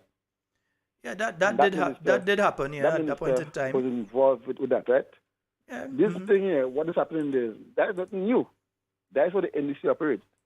That creative design, the creative arts concession is for a while, because what I'm understanding on the gram, and the gram means on the ground, they want to create their own TV station. A big bet one want their own radio station. So once all these things happen, and I seen Lotto advertising in America. Yeah, Lotto. First time I seen that. I don't know why. Well, anyhow, that is a business. I could understand, my friend, if St. Lucia Lotto advertises in the US. You know why? Because St. Lucians can play Lotto online. They don't necessarily have to get up and go and line up anywhere to buy Lotto. A St. Lucian could pull their debit card. They go online. They have an account with Lotto. They sign up for an account, and they could buy as many Lotto tickets as they want using their debit card. So you could be in the States or wherever and play Lotto back in St. Lucia. It's not that case in Grenada, so I don't understand the reasoning behind Grenada's Lotto advertising in the US. Nothing wrong with that. It's a platform you're advertising on. That's what I'm saying. I'm hearing on the gram, I could be wrong, that is, there's a certain station that will be opening to promote a certain political party. No, nothing wrong with that. They could go ahead. But like I'm saying, what happened in 2011? I remember that very clearly when certain items was generated for VAT, and I did a course in VAT, learning how to deal with the VAT and calculating in 2009.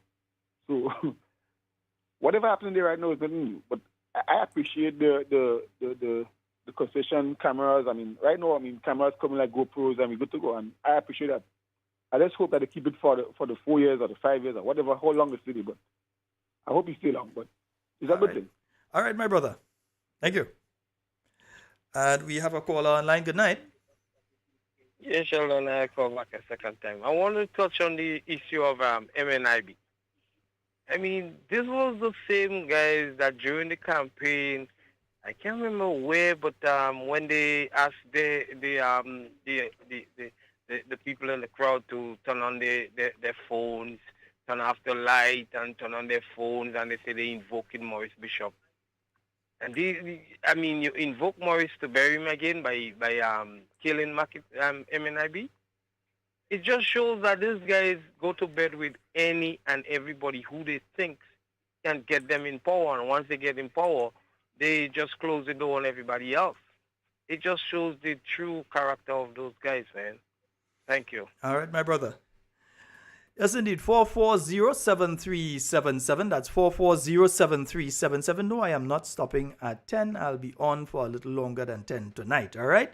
Yeah, if you all holding on with me, I might stay until 10:30. If I realize I see the numbers start to go below a certain figure, I am gone by 10:15.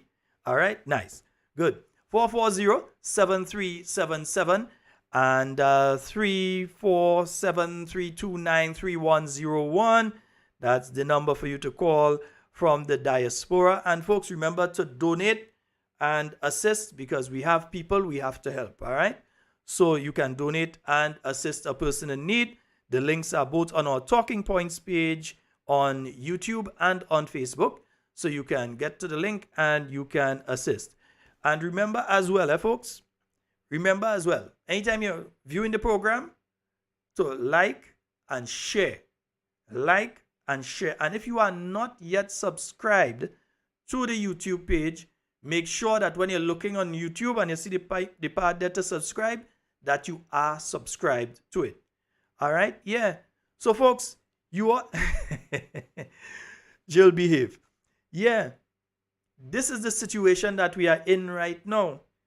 And I don't know how they're going to respond to this particular one. But my reading of this is that the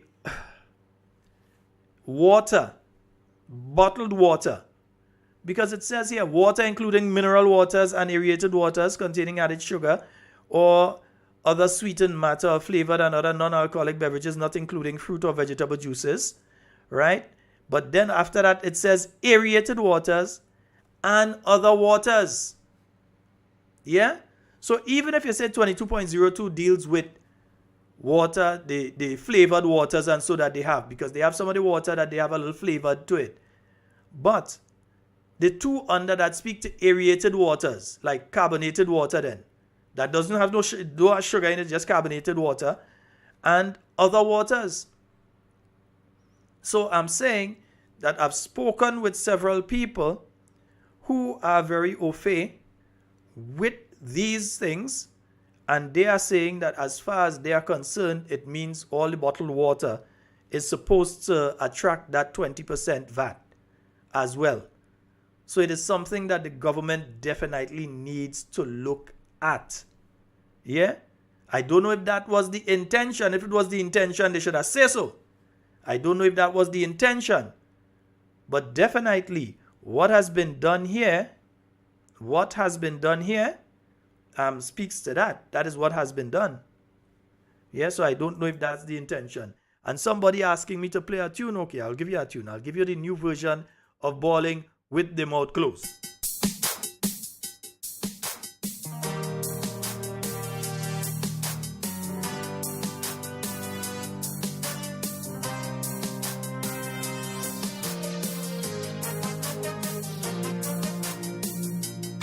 Let's go. I really had fun writing this ISO, so please don't take me serious. Oh no, no, no. And if you take it out of context, it's your damn business when you get vexed. They say I only sing when the Congress in power. That may as well be the case. It doesn't change the price of rice and the sugar. And then we get the bag of licks, who the hell know where they go? Maybe by the Baptist man for Shango. But they have a great history of returning with landslide victory.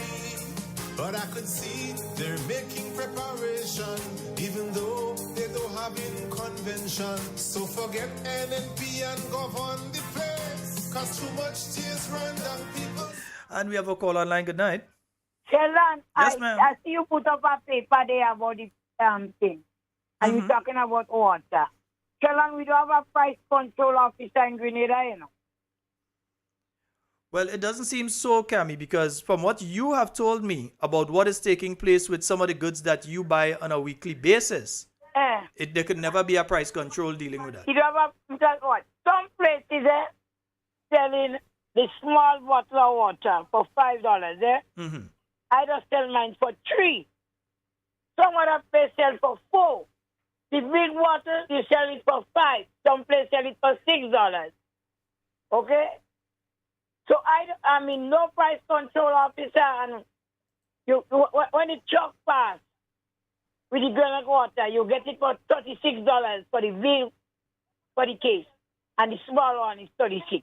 When you go by Robert and the other places, when you go by Robert, you pay $38, you pay $40. So, you know, different places, different price. Yeah. The government must have a price control officer to check the places, check the people that selling us, and give us how we have to sell it retail. Everybody's a different price, and when you come here, buy me, and you buy one for $3, the man said, I just buy that day for $5. You know? And some again, when you tell them, well, okay, a well juice is $10, a Monster is $10, when you're paying $150 for a case of Monster, you get in a case of Monster and the truck sometimes for $130. If you miss the truck and that's what the customers want, and you go buy your water in the other place, you pay $150, $160.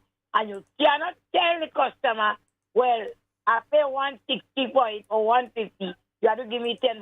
They're costing you. So we need a price control officer. A lollipop is $1. The mints, you could have get a packet of mints for $6. Now it's $8, $10, $11 for the small pack. The small pack. You can't give somebody 2 mints for 50 cents. I just give them 5 mints for $1. The other places that sell next to me, they give you 4 for $1. You understand? So we are the small people that buy now one case. We don't make enough profit or nothing. We just there so. So I don't know what's wrong in Grenada, and people are grilled what's going on. And they have been all nasty things to say. When I call any radio station and speak about the issues, what's going on in Grenada, they say you mad, you don't have sense, and why you calling the radio for? But that is what we as poor people going through. You're not seeing Mr. Scott. You're not seeing a minister in government pass and buy 2 ministers from none of us and the terminal in which trade. They don't come in and buy water. They order the thing online and food fair drop it in the house. But we're suffering. And nobody's saying nothing. Nobody's saying nothing. You know what I tell you? I just give 4 minutes for 50 cents. And some people giving them 3 for $1. I'm lying. I don't want to lie to nobody. And that's the advantage they're taking on us. They're putting pressure on people so you get stressed and you fall down and dead. But are you not killing me? And none of you are stressing me in Grenada. I'm going to stick for my right. I will die for my country. I, community leader Scott, will die for my country. Have a good night. All right, and my who dear. want to get vexed, who want to write all kind of comment about me, that's fine. That makes me more strong. They can't write it under my thing, because yeah, anyway. All right, I'll deal with it. All right, Gabby. She gone already, we? Papa, yo. Yes, indeed. 440-7377. That's the number you can call, and you can get on to the inside, eh? Price of rice and sugar. And then we get the bag of licks foodie. Hell no where they go. And here's this, they have here, and let me read it for you. The administration understands that some decisions taken for the betterment of our people may not be popular decisions, blah, blah, blah.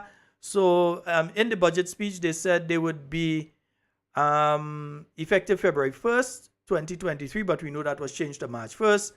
Government will increase the value-added tax on carbonated beverages, soft drinks, sodas, and drinks with added sugar from 15% to 20%. They will also remove sugar from the zero-rated rate list with effect from the same date. All right, so the price of anything that has sugar in it will go up on there. That includes stew chicken and thing too, right? Yeah, but the price of things that use sugar is automatically going to increase because the price of sugar has increased. And what I just read for you there was from the budget speech itself. That's from the budget speech itself that statement is taken from. Nice? Good. Start to run as river like them guns on the port. You need silencer. Too much sensitive information end up in the hands of KB and Sheldon. But practices and principles are there to follow. You can't just do anything vibe just so. But when the sheet hit the street, some for NNP insider gets the blame for licking it. So step up and optimize your performance, cause you are ready. And this is interesting because, when I was going through the document earlier, I did mention ice cream and popsicles. And if, as we're seeing here, it says on carbonated beverages, soft drinks, sodas, and drinks with added sugar from 15 to 20%. Ice cream and popsicles are drinks. Are they? Are they classified as drinks? Ice cream is classified as a drink. Popsicles, ice lolly then. Or as in Trinidad, they used to say soccer bag. Yeah. That is considered, let me see. I think that's on this one. Yeah, I think it's on the second one there. That you had ice cream and popsicles and that kind of thing that was added there as well. So I'm wondering how come that ended up on that list as well. Yeah. Down to the bottom right hand corner, this third to last, their popsicles, whether or not frozen. Yeah. And before that, you're seeing ice cream and other edible ice, whether or not containing cocoa. Right? So all of these things, the price of all of these things. So the Trinidad citrus fruit juice that you like, and whether it's locally produced or internationally produced or regionally produced, the price of these items are supposed to be going up as of yesterday. All right? So again, we're asking that they seriously take a look at that SRNO, in particular the section that deals with water, to ensure that it cannot be misconstrued probably by some customs officer or somebody else, that is now something that incurs VAT. All right? Because if that is the case, I mean, you already increased the price of water through Nawasa. For you to increase the price of the bottled water now, I mean, that is pure murder, man. Come on. About secrecy and confidentiality. We know we ain't perfect, so don't pressure we. What goes around comes back around. Things used to leak since NNP was in town. Two big men went to Barbados. What happened up there? Nobody knows. All we know, we've lost 73 million. They blame NNP for slow implementation. Now we've lost the Western Road project. Not even the brightest lawyer could have interject. We could have sent Sobies and Congori. They would have bought back the money for we. If you don't vote. Yeah, so several sources have indicated that the lotto is 15% and not 10%. So 15% once you win over $10,000, 15% of that back to the government of Grenada. All right, so yeah, you ain't getting all your money again. So if you win your lotto before yesterday, you'd get your full thing. Now, when you win lotto, they're taking 15% out of it already. So even if you understand, yeah, you lose that. Not the smaller amounts, the big one. When you win over 10 grand, yeah, they're coming for the 15% out of that. Nice? Good. And also, I have been constantly speaking about the issues affecting the Royal Grenada Police Force. Folks, I'm saying it because I don't think some of us understand just how bad it is. You have over 100 police officers that have applied for early retirement. These guys have decided that they're going to go. And these are people, in many instances, with specialist training. You have people that have been in the police service, because if they're applying for early retirement, you know that they've spent a significant amount of time inside there. And some of these individuals are people that have specialist training in communications. So they're communication specialists with radios and that sort of thing. They're looking to leave. ICT, information communication technology. You have people that have specialist training in firefighting, in specialists in marine operations, the Coast Guard and that kind of thing. People who deal with drug interdiction, who have specialist training in gender-based violence and all these different things. So from all parts of the Royal Grenada Police Force, you have people looking to leave. And the issue of pay and grade, that the Prime Minister stood up in Progress Park and promised the police officers that he would address, has not been addressed. And you have a level of frustration in the Royal Grenada Police Force, especially with the officers who are in acting positions, who by now ought to have been confirmed. What's the hold up? What is the hold up from confirming the officers who are now holding acting positions into the substantive position? This is the same Prime Minister as political leader of that opposition party was making statements all over that this looks like a Shakespeare play because everybody acting. Now you have a bunch of people acting in the police service and you all just refuse to confirm them. And to add insult to injury, there is an acting allowance, a certain sum of money that's given to officers who are acting in a position. So you're acting superintendent of police, you're acting inspector, whichever level it is, and you receive an allowance. That allowance has been removed since September. So those officers are acting, they are carrying out the duties of the rank that they are acting at, yet still they are not being confirmed. They stopped giving them the allowance that they were receiving. Yeah? And these officers are still acting in the position. What is the hold up? What is stopping them?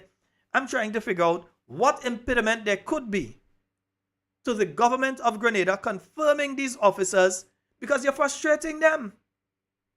Imagine you have officers that I have heard of that are in acting positions right now and about to retire. You know what that means, right? So they are not sure now, since they are acting in that position, what level their pension is going to be at. Because if you're acting at a particular level, right, you've not been confirmed into that position, and then you retire, do you receive the pension at what you were acting as, or your substantive position that you were at before? And you have officers that are in that position right now, that they are acting, and while acting, they are already going out on pre-retirement leave, or some might be out on leave already. That sort of thing is taking place. I know the officers who in that situation go wonder, oh yeah, I know. Yeah, I listen. That is what is taking place with the Royal Grenada Police Force right now. I'm telling you, folks, I don't think a lot of you understand what's taking place there. There is a lot of frustration taking place there. And the rigmarole to deal with the issue of pay and grade. The rigmarole to deal with that issue. The kind of nonsense like telling them that you can't find the report from Ernst & Young. A simple email, seconds. Email Ernst & Young. They send it over. They send it back. By the following morning, you have it. Sometime within an hour, few minutes, you have it. Yeah? A call to Ernst & Young. Even that, they ain't doing. So you have these situations that are affecting these police officers. And believe me, many police officers voted for the present administration, you know. I ain't saying all of them. And I ain't go saying it good for them. I am saying that they had expectations. Promises were made to them that are not being kept. And on top of the promises that were made to them, you're frustrating them because they're living in the same Grenada as the rest of us. So they also have to face the higher prices in the supermarkets. They also have to face the higher electricity bills and the higher water bills. They also have to face the higher payments, because I hear some people crying about the additional payments coming out of the NIS, you know, the NIS payment coming out. I see one nurse say, oh God, oh God, oh God, oh God, oh God. They give it with one hand and they take it back with the next one. She say, oh God, oh God, oh God, oh God, oh God, oh God, oh God. Yeah? Because to some people, it may seem as nothing to somebody that, oh, it's a $20 or it's a $30 or something like that. To some people, that may be nothing. But to other people, that is a lot. Yeah? So I'm saying that this administration should pay attention to what is going on with the Royal Grenada Police Force and please address their issues. I saw some video where the Prime Minister went and he met with police officers at different locations. Friends, if you go online, take the opportunity to look at the expression on the faces of the police officers when they were meeting with the Prime Minister. The Minister of National Security, The Minister of National Security. Take some time. Don't look at the Prime Minister. When they show the officers, look at the expression on their faces. Tell me if that is happy campers.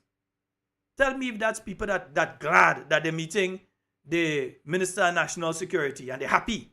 They're pleased to see him. They really want to hear nothing except, hey, the pay and grade issue is being addressed. Yeah? They want to hear nothing except, not only that, the salary negotiations. Because up to now, you can't finalize on the salary negotiations. The same man that was cussing and NP talking about why they don't pay the 4%. And right now, he's offering them basically 1%. That's the kind of thing. Again, you realize some unions, not only the police union, you realize some unions have gone quiet. I saw something from the Public Workers Union. I saw something from them the other day. But you realize that some unions have gone very quiet. Yeah? Teacher Jude pop up because intercall time and thing. So he had to come out and smile, shake her two hand, put her two medal around her two neck and them kind of thing. So he appear now. He appear now. Yeah? So Teacher Jude appear now. And plus the union elections were coming up, so he had disappeared from sight totally. But now he come out. Yeah? But you realize some of them only have mouth when the new national party is in office. They only have mouth then, and Cammy is right. You're not hearing from the churches in relation to any of these things. There were some church leaders that were implicit. They were part of the campaign of the National Democratic Congress. There were pastors, you and I know, were preaching in their churches on a Sunday and some on a Saturday and even during the week. That the government had to go and the government wicked and the government this and the government that. No, the government that they were saying coming to save Grenada. Doing the things that are being done to poor people in this country, and all of them, like they have been struck. They have been struck so that their tongues can no longer wag. They can say what they want about me, At the end of the day, everybody knows where I stand. I ain't no hypocrite. Everybody knows where I stand. Yeah? And I stand firm. Everybody knows where I stand. But some of those pastors, you heard them before. They were the ones that were pushing the agenda of the NDC in the church. They were pushing it in the church. You all know I ain't lying. You all know it's true. You all could name them and shame them. All you hear them talking out now? They're seeing the wickedness that being done to people in this country. Are you hearing them talking out now? Them pastors happy. Condom and thing zero rated. Are they happy? Yeah? The congregants, the same people who just had to go and flip the little $5, $10 and, little coins and thing into the collection plate have less to do so. People being fired left, right, and center, and all your tongue like it drop out. Or they have nothing to say. Nothing to say. All of a sudden, all you get quiet. But all you can go in church and stand up and say, this person is an evil person, and that person is an evil person, and God show all you this, and God show all you that. Some all you mixing up God with another person. All you mixing up God with something else. Some all you. Yeah? Because you all have got very silent. So the trade union movement, you realize, by and large, they get real quiet. You realize the churches, they've gotten real quiet. Where is civil society? I saw a letter earlier today. I did see a letter earlier today from one, and it was a civil society organization that I'm not really that familiar with. And I saw that letter today speaking to the appointment of the cabinet secretary. And you all know I have my issues with the cabinet secretary that has been appointed. Because number one, that person was not senior enough. You have people that have spent years in the civil service in Grenada, working in the public service. And you take somebody that had never held a senior position in any part of the public service. An individual who it is alleged name was on the ballot of a political party for a position on the executive. That's the allegation that I'm hearing. And I didn't even want to talk about certain other allegations about why they were removed. Why the person who holds the position of cabinet secretary, why they were removed from a position that they held before. But they were leapfrogged, thrown over. Several senior people within the civil service of Grenada and made the cabinet secretary. Yeah? What happened? There was in a rush to find a cabinet secretary and they just needed somebody that was malleable, somebody that would do as they want. Remember, the cabinet secretary is the head of the public service, you know. That is everybody in the public service. That is the boss, is the cabinet secretary, including the permanent secretaries. The other permanent secretaries, they answerable to the cabinet secretary. And everybody under them answerable to the permanent secretaries who answerable to the cabinet secretary. So it's basically the head of the public service.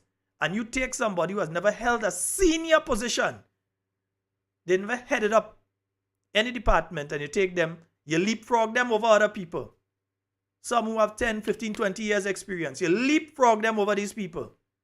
And you've made them cabinet secretary. So I saw one civil society organization speak out about that. Kudos to you. Late, but you're there. You're late to the party, but you're here. And at the same time, the rest of civil society get quiet. The people who used to be jumping up, walking with placard, writing articles every week, where are they now? All kind of things taking place. All kind of things taking place. Yeah? If there was an allegation under the New National Party that a government minister had gone to the Grenada Development Bank that is funded through the Consolidated Fund and also from loans that are, how you put it? Loans that are protected. Loans that are guaranteed by the government of Grenada. If it was a situation that the New National Party was in power and the allegation was that a minister had gone to the GDB and get a loan for $6, not even 2-point-something million, but for $6, there would have been calls for a commission of inquiry. They would have been asking the FIU to investigate. They would have been calling on the FIU. You need to investigate that. And they would have been calling on the Integrity Commission to investigate the parameters surrounding if this has happened and why it happened and if it is legal that has happened. So that we calling on the FIU, the Integrity Commission, the Royal Grenada Police Force, the DPP, the Prime Minister himself. They would be asking for who and who to step down. But civil society hearing these allegations out there, because they didn't used to have facts, you know. All used to happen under civil society before was that an allegation had to be made. They didn't have to have any facts to back it up. They used to be on TV. You would have seen their face, some of them with their rap head. You'd have seen them on TV, making all kind of statement, talking nasally as they do. You would have seen some of them on the internet jumping up. You'd have seen articles being written to this newspaper and that newspaper and so on, only an allegation. But some of them, because they are complicit in what is taking place right now, and they are part and parcel of the agenda of this administration, can't talk now. Their mouth shut, it glue. It glue. They can't say nothing right now. All of a sudden they quiet. The civil society ain't so civil and they ain't society in again. Where they? Where are them? Where are they? All of a sudden they gone quiet. But it had been Dr. the Right Honorable Keith Mitchell, you'd see article in newspaper, thing all over the place. Letter going over to the FIU, letter going here, letter to even international agencies on just an allegation. You hearing about the allegation with the senator out there in St. Mark. You hearing different allegations in relation to that senator. That is all it used to take before for civil society to jump down somebody's throat. But all of a sudden they can't say nothing. All of a sudden they get so innocent they can't talk. They have been struck by their inability to speak. These same people, they ain't changed, they ain't gone nowhere, they ain't died, they're not in the grave. They still walk in the streets of Grenada. But all of a sudden, they can't see, they can't hear, and they can't speak. Their fingers ain't working again, so they can't type and they can't write. There are some I still see fighting up. I don't want to call names because then they go start to target them. But there are some, if you're checking social media, there are one or two that used to say what they're saying under Dr. the Right Honorable Keith Mitchell, and they're saying it now. So there are some people you could look and you could say, yeah, that person used to talk out about certain things that they don't agree with under Dr. Mitchell, and you see they're talking now. But the vast majority of them, they've gone silent. Some of them I used to wonder how they're in civil society anyway, because the organizations that they used to run closed down how much years ago? Yet still them was civil society. Talking about the people's business. So it ain't no people's business again. All you get dumb now. Yeah? All you gone dumb. So the churches, all them pastors used to be hopping on one foot in the church on a Sunday saying that the NNP had to go. Yeah? Well, the NNP go. Look what's going on now. Go and tell that what you were saying during that period of time. Go and say it now. To those 80-year-olds and those 70-year-olds whose name has been removed from the assistance program and have nobody to help them. Go and say that to the people who are disabled, who can't move nothing from their neck down and can't even get pampers. Go and say that to them now. Yeah? Go and say it to those parents out there struggling to send their children to school, whose name has been removed from the seed program or whose payment has been reduced to the point where they're only getting $75. Go and say that to them now. Yeah? Go and say it to them now. If you are God's representative on this earth, you are supposed to look out for the poor and vulnerable. If you are following in the footsteps of Jesus Christ, or as the Muslims say, Isa, if you are following in the footsteps of Christ, you're supposed to be looking out for the poor and vulnerable. But right now, like all you ain't care nothing about them. Because like all you join in with the people right now that only making themselves rich. You know why? Because they know is one term they get in. So eat it and drink it well because it ain't how long, This term ain't gonna be a full one. Right now, that term go miscarriage. And I'm saying to all of you within the new National Party, get ready. It's okay to talk and it's okay to call programs and it's okay to say we support the NNP. But you have to get active and you have to get involved. Whether in the women's arm, whether in the youth arm, whether in welfare, whether just checking with the representatives in your constituency to find out how you can help with the canvassing or whatever it is.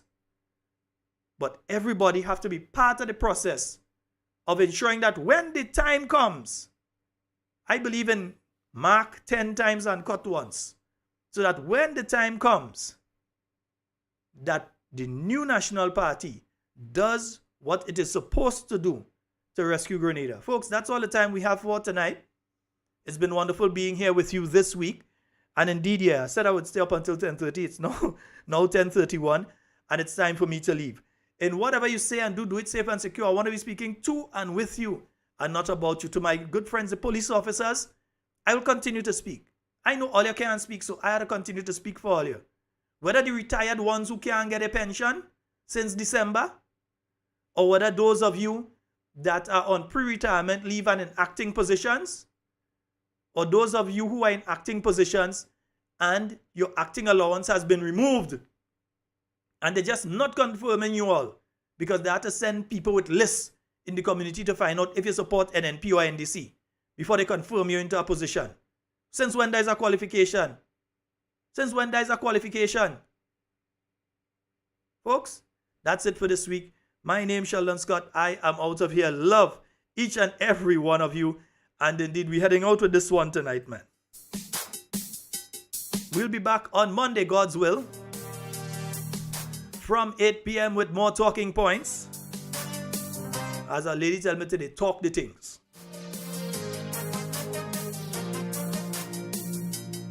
Let's go. I really had fun writing this so please don't take me serious. Oh, no. And if you take it out of context, it's your damn business when you get vexed. They say I only sing when the Congress in power. That may as well be the case. He doesn't change the price of rice and sugar. And then we get the bag of licks, who the hell know where they go? Maybe by the Baptist man for Shango. But they have a great history of returning with landslide victory. But I could see they're making preparation, even though they don't have in convention. So forget NNP and govern the place, cause too much tears run down people's face. Falling with their mouth closed.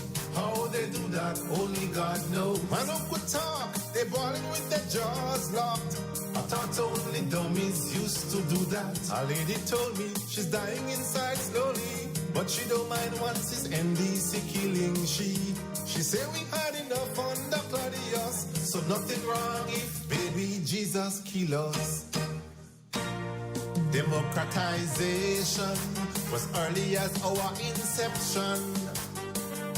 We always had freedom of speech, lap and cut, just as we walk the street. But when your mouth start to run,